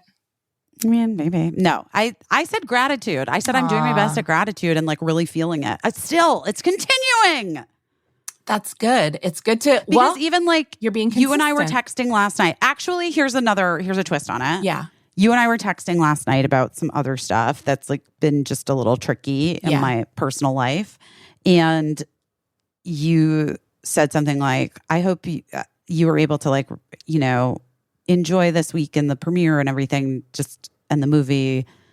And I was like, I really have been able to. Good. And I feel like I've been doing my best at holding all of the things, which is like, and maybe in part, like that conversation with Rabbi Sharon Brous was helpful in that way, because I just have really been thinking about things in terms of the duality of it, which is like obviously a thing we've talked about for years on this podcast and before that. But I think in practice, it can get tricky for people, including it can get, for me, in practice, it can be tricky for me to actually hold both things, to actually be able to have the joy and then also like the stressy moments and the thing and like whatever, and not let one overpower the other. Right. And I really actually feel like this week so far, I have managed to do my best at like holding both of those things. I think that's so good. I think that's growth. And I think it's going to enable you to just enjoy the parts of your life that are meant to be enjoyable. You know, it's like what we said, I think it was like on the first episode of this podcast, is like happiness it's not a state of being, it's moments. It's a series of moments that are interrupted by a million other things. And so you just have to eat that happiness like it's a Pac-Man pellet when it's right there in front of you, and then have your other moments. That's what's going to get you through the other million moments. It's literally all you can do. It's all you can do. When you realize that and when you feel it and really know it, then I think you're so much more ready to just have that moment and then like go clean up, you know, dog vomit or whatever is happening in your life. Whatever. Right. You know? The proverbial dog vomit. Dog vomit is a metaphor for so many things. So many things. Well, that's so nice. And that was so nice of Andy to plug the podcast. It was. He's very generous that way. He plugged my YA novel like you would not believe. He made it. He made it so that my YA novel was available in Barnes & Noble when otherwise wouldn't have been. I mean, honestly, Andy, we're fans. We're fans, Andy. We're fans of Andy Cohen. Okay, so what are you doing your best at? Okay, I want to say a few things, so I'm going to say them fast. First, Planner Gang. We should probably come up with like an official name, but I've been working on my planner and I'm going to do a little Zoom on Saturday so that everybody can show and tell their new planners for 2024. And we're just going to be like very accepting of each other and have a good time and have coffee and show and tell our planners and be vulnerable about like what we're doing well so far and what we need to improve on.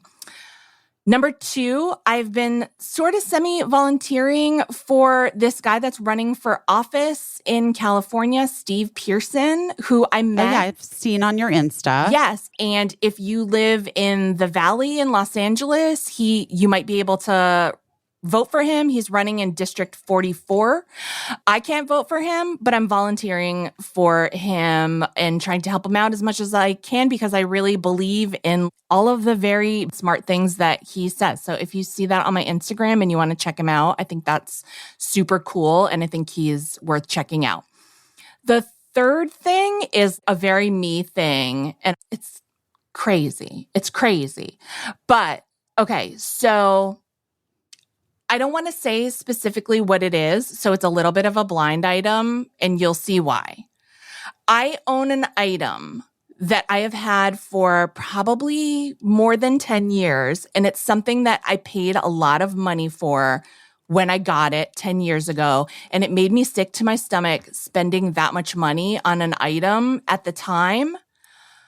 But I loved it so much once I had it, and I use it probably daily. I love it so much. Everyone in my family loves it so much. It's a personal item, and it's even like, I would venture to say, like a feminine-ish item, and yet I will find it constantly being used by one of the men in my family. It's a very beloved item.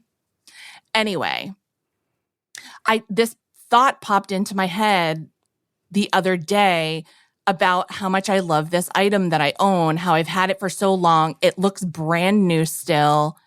It's amazing. And I was like, I will be so devastated if anything ever happens to that. Oh, I Lord. should consider getting a backup. Mm-hmm. And so I went onto the website where I initially bought this item 10 years ago and saw that the item was no longer expensive. It was being sold for like almost 90% off. And so I contacted the company, which is in another country, to say like, why are these 90% off? Are they like seconds or whatever? And they were like, no, it's not that popular of an item. So we're discontinuing it. These are like the last of them. And I couldn't believe that they're discontinuing this item and that this thing that I paid so much money for now costs so little money relatively. So I took what I thought of as like an expendable amount of money and ordered as many of them as I could, because I think this will, going forward, like be my signature gift for people that I love and who really deserve it. Like they'll get one of these items from me for the holidays. Is this what my Christmas present is? No. Oh, okay. Because I ordered this was literally, I think I ordered them maybe the day after Christmas is when I thought to like look for this thing. So anyway, I ordered a whole bunch of them. A package is coming from another country, and it's like a very like DIY type of website. It's not like, it's not like ordering from Amazon or ASOS.com or something. It's a very like website that looks like your brother made it for someone that lives in another country. But that being said, like the customer service person was so nice and like emailed me to let me know, blah, blah, blah, here's your tracking number. The package is coming. And I said, I'm so looking forward to having a bunch of these. I can't believe they're going out of like print. It's not print, but I can't believe that you're not going to have these anymore. I wanted to get a whole bunch of them. Anyway, the day comes and goes where my package is supposed to be delivered and no dice. But I'm like, it's after the holidays. So, I'm sure the shipping service is backed up or whatever. I keep tracking the package and it's stuck in this warehouse it's like somewhere in the middle of the United States. So I know my stuff has been sent. Why does this always happen to you? Why does it always happen to me? I know it's been sent from the country of origin. It's stuck somewhere in the middle of the United States. And I had like sent an email to the company being like, just FYI, this is stuck in a warehouse. It doesn't seem to be moving. Can you look into it? And they were like, oh, it should get to you shortly, whatever. Then like 4 days later, I'm on this email chain from someone at the shipping, like a big national shipping agency where I'd only ever expect to get like an AI generated email. I get an email from an actual person who works there who is like, I'm writing about your fudge shipment. And fudge is in all capital letters. And all the people from the company I ordered from are copied on it. And so I didn't respond right away. And then all of a sudden, like someone from the company is like, what do you need to know about the fudge? And I'm like, I didn't order fudge. What's happening? And then somebody from the shipping company is like, we need to know what city and what country the fudge was made in order to be able to bring it to its final destination. And then the company, Casey, what did you get yourself into?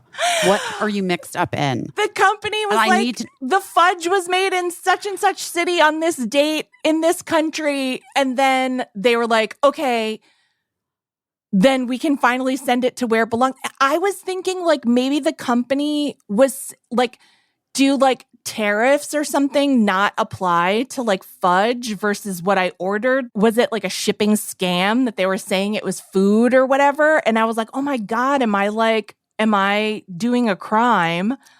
I for sure thought it was. I didn't know. But then the shipping company showed up at my door with a giant box. They told me that I owed $95 for storage fees for the date. And I was just like, oh my God. So I just paid the $95. And then I finally opened my box and it was what I ordered. And they had thrown in a bunch extra, by the way. But there was one single box of like thank you fudge that they had included. And that was what held my package up for days. Was some thank you fudge. Okay, thank you fudge is now official. It was vanilla thank you fudge, and the kids ate it. Wait, vanilla? That's what I said. I was like, vanilla fudge? What? And I don't want that. Exactly. Listen, vanilla fudge it's a nice gesture if you have it laying around, but if it's going to hold your package up for days and make it cost $100 extra, it's not worth it. And then the kids ate the fudge and they said that it wasn't what we know as fudge here in the United States. It was some other substance. Well, first of all, the vanilla of it all has thrown me for a loop. I don't know if I literally don't know if I've ever had vanilla fudge. I mean, I actually I do think I've seen it like in Charleston. There's a fudge ranking and vanilla is way down on the list, I think, of why would you want it? The types of fudge. But why would you? Yeah. Why would you want it? And again, I 100% appreciate the thank you fudge, but it just, all right, Casey, now you're just going to have to tell us what the fuck the product is. I'm sorry. I'll tell you. I was telling our friend Ashley and our friend Kristen, I was telling them this whole thank you fudge saga. And I was like, I can't tell you guys what it is because it 100% is your Christmas gift for next year. And they both were like, okay, but please just tell us. And they begged. And I finally told them what it was. And they both agreed that they liked the sound of it so much that they would each like 2. So, you know. Okay, so what is it?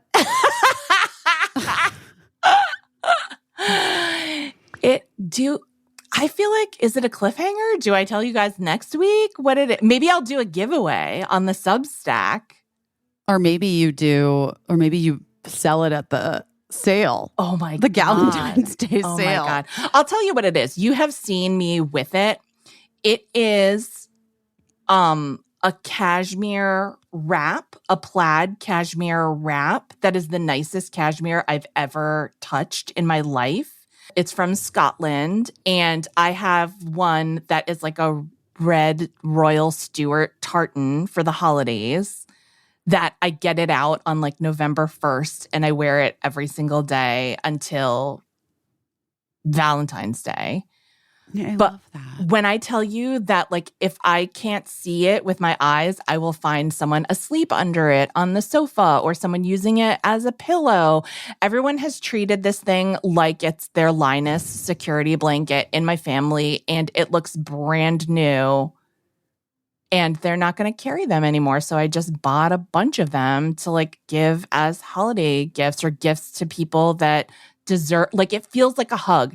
It's the kind of thing where I've worn it to like Emily Beebe's house, and I feel like Simran hugged me while I was wearing it, said how nice it felt, and then like immediately like wanted to try it on, and then like 7 people tried it on, Yeah. It's that kind of thing that should just really exist and should just be available, but for whatever reason they're not going to have it anymore, I guess. So I bought as many as I could afford. Wait, but also, is it like, are they always plaid? That is all they had left. So there's like the holiday-ish red plaid, and then I got a couple of black watch plaid, which is like navy blue and hunter green color. Sounds delightful. They're very cute and they're very specific, and but so windy here today. I wish I had one. Wish you had one too. To wrap around. I should have sent you one. Well, if you can just make it one more year, you can. All right. I can definitely make it one more year. But that's what I did my best at this week, because like finding out where that box was and thinking that I was doing a crime and that they were saying that I was like importing fudge when I was just trying to get these like scarves, and then there really was fudge, and it was surprisingly the confusion of the thank you fudge. Yeah, it was surprisingly thank you fudge. Thank you fudge. It was a time-consuming endeavor, but they're in my possession now. And Eli got me like a nice bin to store them in as I dole them out over the years. Yeah, make sure that you put some like cedar or something in there. Yeah, they're being kept indoors. They're not going to any type of outside storage. And but still, yes, if like a little fucking thing gets in there, you don't know. We don't want that. We don't want that. Mm-mm. And if you ever get one from me, then you'll know that I really, really love you, because it is like truly the best thing I've ever owned. And like, even if you don't love it like I love it, I would have to really love you it's like when to part with it, to part ways. Exactly. It's like when Elaine decided to use like a birth control sponge with like if they were sponge worthy. That is actually really fucking funny. I remember that. Well, if you're rap worthy, you'll know that I love you so much. Wow. Okay. Well, are you going to do a giveaway on the Substack? That's impressive. I think I could spare one of my my fudge order. I don't know. I mean, this is up to you. I don't know. I don't know how many you got. But we should also get some thank you fudge. Yeah.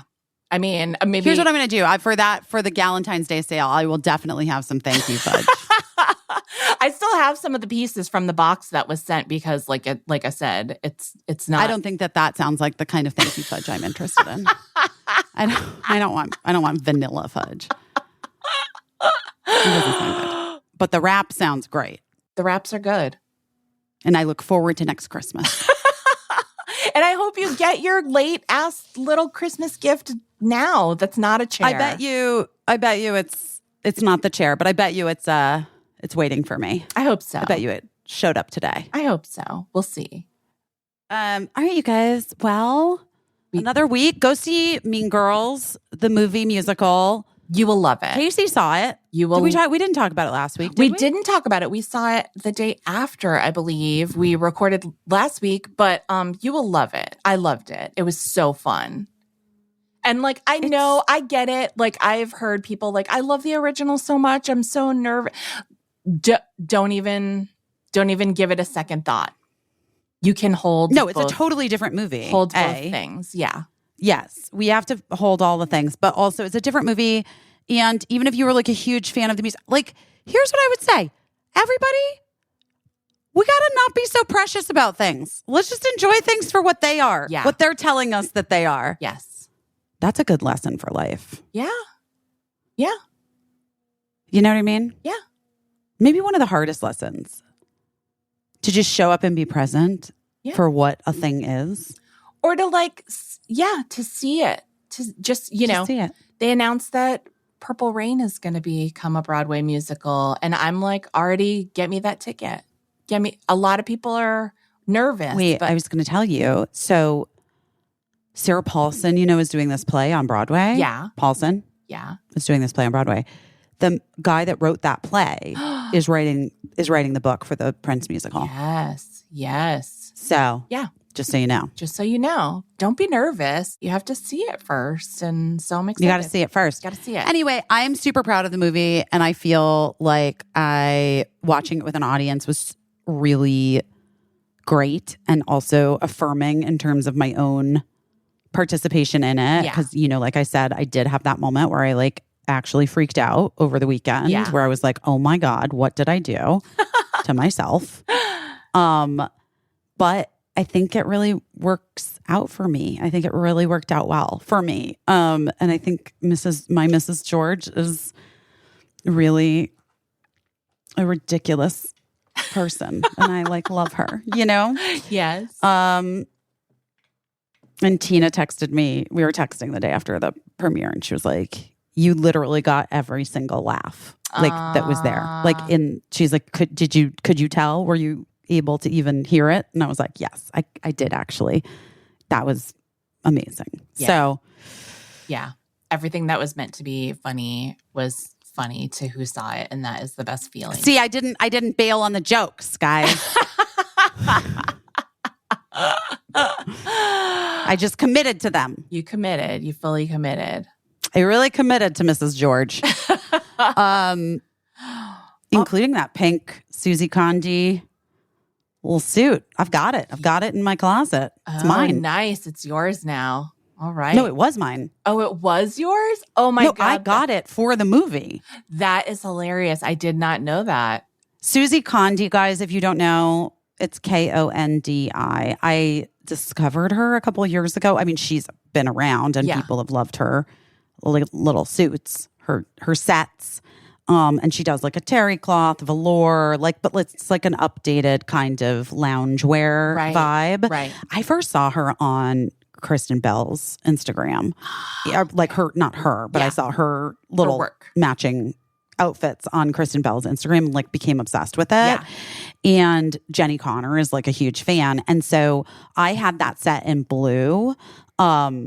The velour sweatshirt and pants, and they're so comfortable and super flattering, in a way that low-rise jeans and juicy couture sweatsuits never looked good on me, ever. It was not for my body type. It's not for the short-waisted girl. It just was always a bad move for me. Those two things. Yeah. Back in the early aughts, but wait, I'm going to sneeze. Hold on. Bless you. Wow. Now you know what that sounds like. Okay. Cut that out. You need to leave my sneeze down. Anyway, so when we were doing it was a real fast turnaround from my wardrobe fitting and the shooting. And then I was like, wait, I need a Susie Condi I need a pink Susie Condi. That's what that lady would wear. Yeah. All the fancy moms I know who have fancy loungewear wear Susie Condi. They're not wearing juicy. Right. You know what I mean? Right. Yeah. And so, but they didn't have one on the website because it was winter, Right. Wasn't spring yet. Right. When we filmed it. And so, or summer. And so I got in touch through Instagram and then emailed them and was like, if there's any way, I know this is I'm literally filming in 2 days. Is there any way that you have a pink? And she wrote back and she was like, oh my God, I'd be so honored. Yeah. Let me send it right on over to you. Wow. And they did. See, Instagram is still I useful got it. for something. It's 100%. Yeah. It's still useful. Yeah. I love that. So, there's Dan a little. Levy and I exchanged phone numbers yesterday. Wow. After our successful Watch What Happens live appearance. Hey, that's where Jenny McCarthy and Donnie Wahlberg met. I have yet to have a man who isn't a hetero man who isn't threatening to murder me slide into my DMs. Do you know what I mean? So I'm just saying for me, that's not where it's been. I meant Jenny McCarthy and Donnie Wahlberg met at Watch What Happens Live, not on Instagram. Oh. You have a better chance of bonding with someone if you meet them at Watch What Happens Live, then pursue your relationship on Instagram. Yes. But also, I'm just saying, like, no hot famous guys who are straight have ever slid into my DM. Calling all hot famous guys. That listen to this happening? podcast. What's happening? Who are single. Yeah. Because I have had some questionable married guys giving me hard eyes. You know what I mean? No, I don't need that. I know what you mean. I know. Yeah. I know what you mean. Get the fuck out of here, dude. Get the fuck out of these DMs. I'm not interested in your bullshit. I feel like I could write a book, but it would also just be a list of like creepy married guys and their bullshit. It's so stupid because it's not even like, it's like, now we're just going on past the time that we said allowed for this podcast this day. But it's so stupid because it's like, I think in those instances, like those guys, like they don't think they're doing anything wrong. Right. They don't. They're testing the waters. I think they have no follow through. I think it's just all fantasy for those guys, is what I think. Here's my, like, when a married guy is repeatedly telling you that you look hot, and further, when they have to take it to the DMs and they don't put it, like, right out on main, that to me is, like, testing what your reaction is. And then the second thing is when they... Mine, I just give a thumbs up. The most unsexy of responses. Exactly. Or I either don't respond at all right. or thumbs up. Right. And because a thumbs up is just like, okay, dude. Saw it. Yeah. Mm-hmm. It's like I saw what you submitted for my consideration. And then the second thing is when they work up the courage to start talking about who they're married to and they say, it's basically over. It's been over for a while. And I'm like, oh yeah, sir, that is always a lie. It's always a lie. Or not in your mind, sir. Always not to her. I mean, like, it doesn't happen to me, I'm sure, as often as it happens to you, but it has happened to me, which tells me that it probably happens to a lot of women.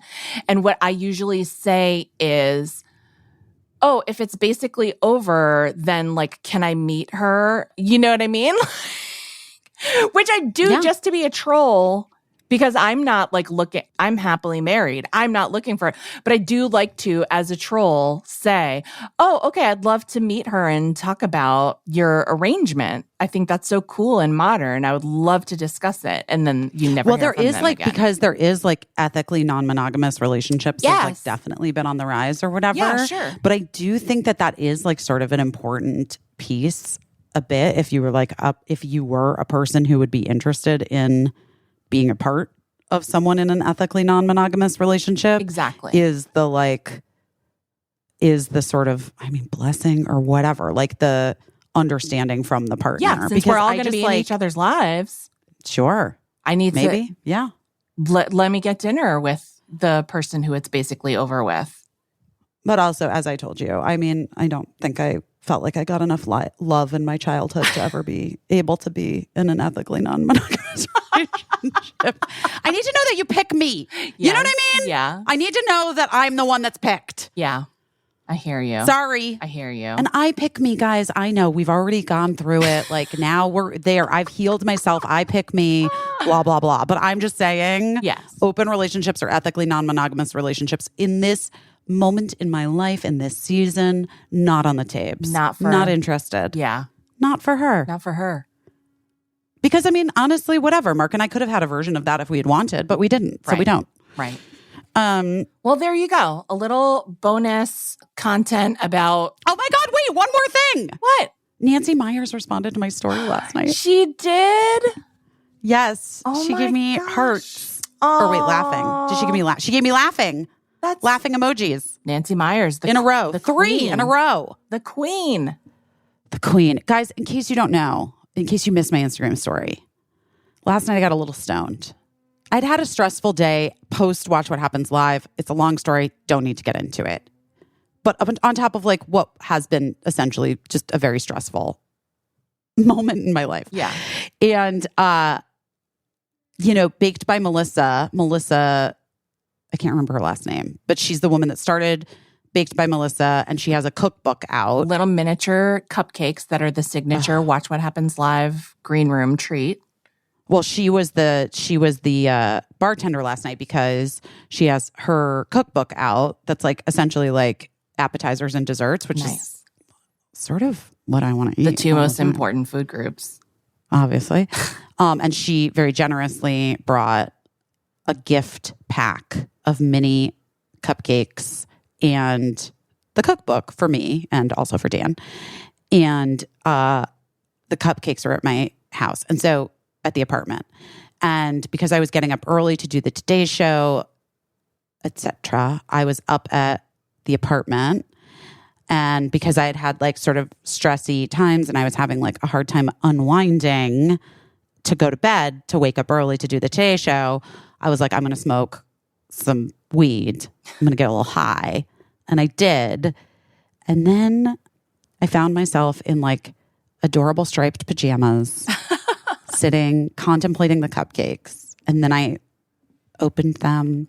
And I was like, well, I'm just going to taste them because they're all the like February flavors, like the flavors that are coming out for Valentine's Day. So I'm like, I want to do a little taste test. I'm just going to taste one little bite.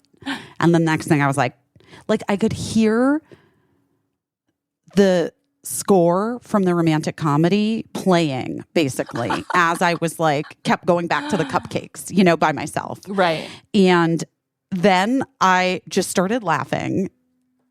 And I did this Instagram story where I was like, you guys, I just realized that I am now have made myself the main character in a Nancy Meyers movie. Here I am in one of my two fabulous kitchens, you know, after my television appearance where I was gifted this big thing of cupcakes, which because you know in the Nancy Meyers movie is how the woman always has some job that like is fantastic. Yeah. And she's able to like be a guest on a talk show or something, or she does like a television appearance because she's like just a fantastic woman. It's a job that enables her to have adorable pajamas. And the house and like the cute house and the great kitchens and whatever. And I was like, I've cast myself as the lead in a Nancy Meyers movie in my head. And now I'm just sitting here in this kitchen and I'm trying these little cupcakes. And I like just had gotten off the phone with Mark and we were discussing Birdie's travel back to Sweden and like negotiating things. And it was like, we're friends. Like in the movie, he's Greg Kinnear, you know what I mean? Like, but the romantic comedy part, like we didn't get there yet. No, we're in the first 10 pages of the script, guys. Yeah. Cupcakes are the first 10 pages of the script. And I just was like laughing so hard and she's like having this like career moment that's really fun for her. But there's like all this other stuff that makes her life complicated. And she's alone eating cupcakes. And she's alone eating her cupcakes in her kitchen and a little stoned. I mean, in the Nancy movie, it would be just like wine, right? Like she would just be. Maybe you'd be the first Nancy stoner. I'm happy for Maybe it. That's the unless it's twist. like in the Nancy Meyers movie where she accidentally gets stoned or she like gets stoned for the first time in a long time. And then it's like a funny thing. With some whatever. like 30-year-old weed or whatever. But regardless, I could not stop. Could not stop laughing. It was making me lol. It was so funny. Well, thank God you didn't take my advice because you were like, should I post this? And I was like, oh, people might think you're getting back together with Mark or whatever. So you clarified. Well, I clarified that the character of the ex-husband is like the friend. Yes. And it's just like, it's put there in the first 10 pages of the movie so that you know that like her other stuff is settled. Yeah. And she's good. Yeah. She's like ready to like actually move on in a real way. And the kids are like sassy. Yeah. I mean, it was just when I had the realization, I was like, I'm so happy to be in this fucking movie right now. Like, this is the movie that I want for my life. You know, like when I was saying the thing about you felt stuck Birdie, in the movie. Yeah. Yeah. Feeling like I didn't want to be in that like the family drama movie anymore. I like definitely don't want to be in the grief movie. And I don't want to be in the movie about the girl who's got her heart broken and is trying to like get her groove back through a series of terrible failed dates. And I don't, and I don't want to be in the movie about the mom who's totally overwhelmed and feels like nobody helps her. I was actually in that actual movie, that Sarah Jessica Parker movie. I don't know how she does it. Anyway, all of this to say, I'm so fucking thrilled that my movie right now is the Nancy Meyers movie, and I can't wait to see how the plot develops. And that Nancy Meyers gave you hearts or laugh. And that Nancy Meyers responded to my Instagram story with laughing emojis. Well, that is amazing. And then that Rufus Wainwright song, Movies of Myself, came into my head. And I was like, well, that could be the theme of it. Wow. You're on your way. Coming to theaters in 2025. Honey, I'm living it. I'm living it for you. You don't have to watch it in the theaters. Just keep watching this space. All right, you guys. Giving you full biz. We love you. We love you. The full biz loves you. I love you. And I'll talk to some of you on Saturday on Zoom. Have fun at your planner. Thank you. And have a great week. We're going to talk to you so soon because it's like this is late. So we'll talk to you so soon next week. Yeah. We love you guys. Okay, bye. Bye.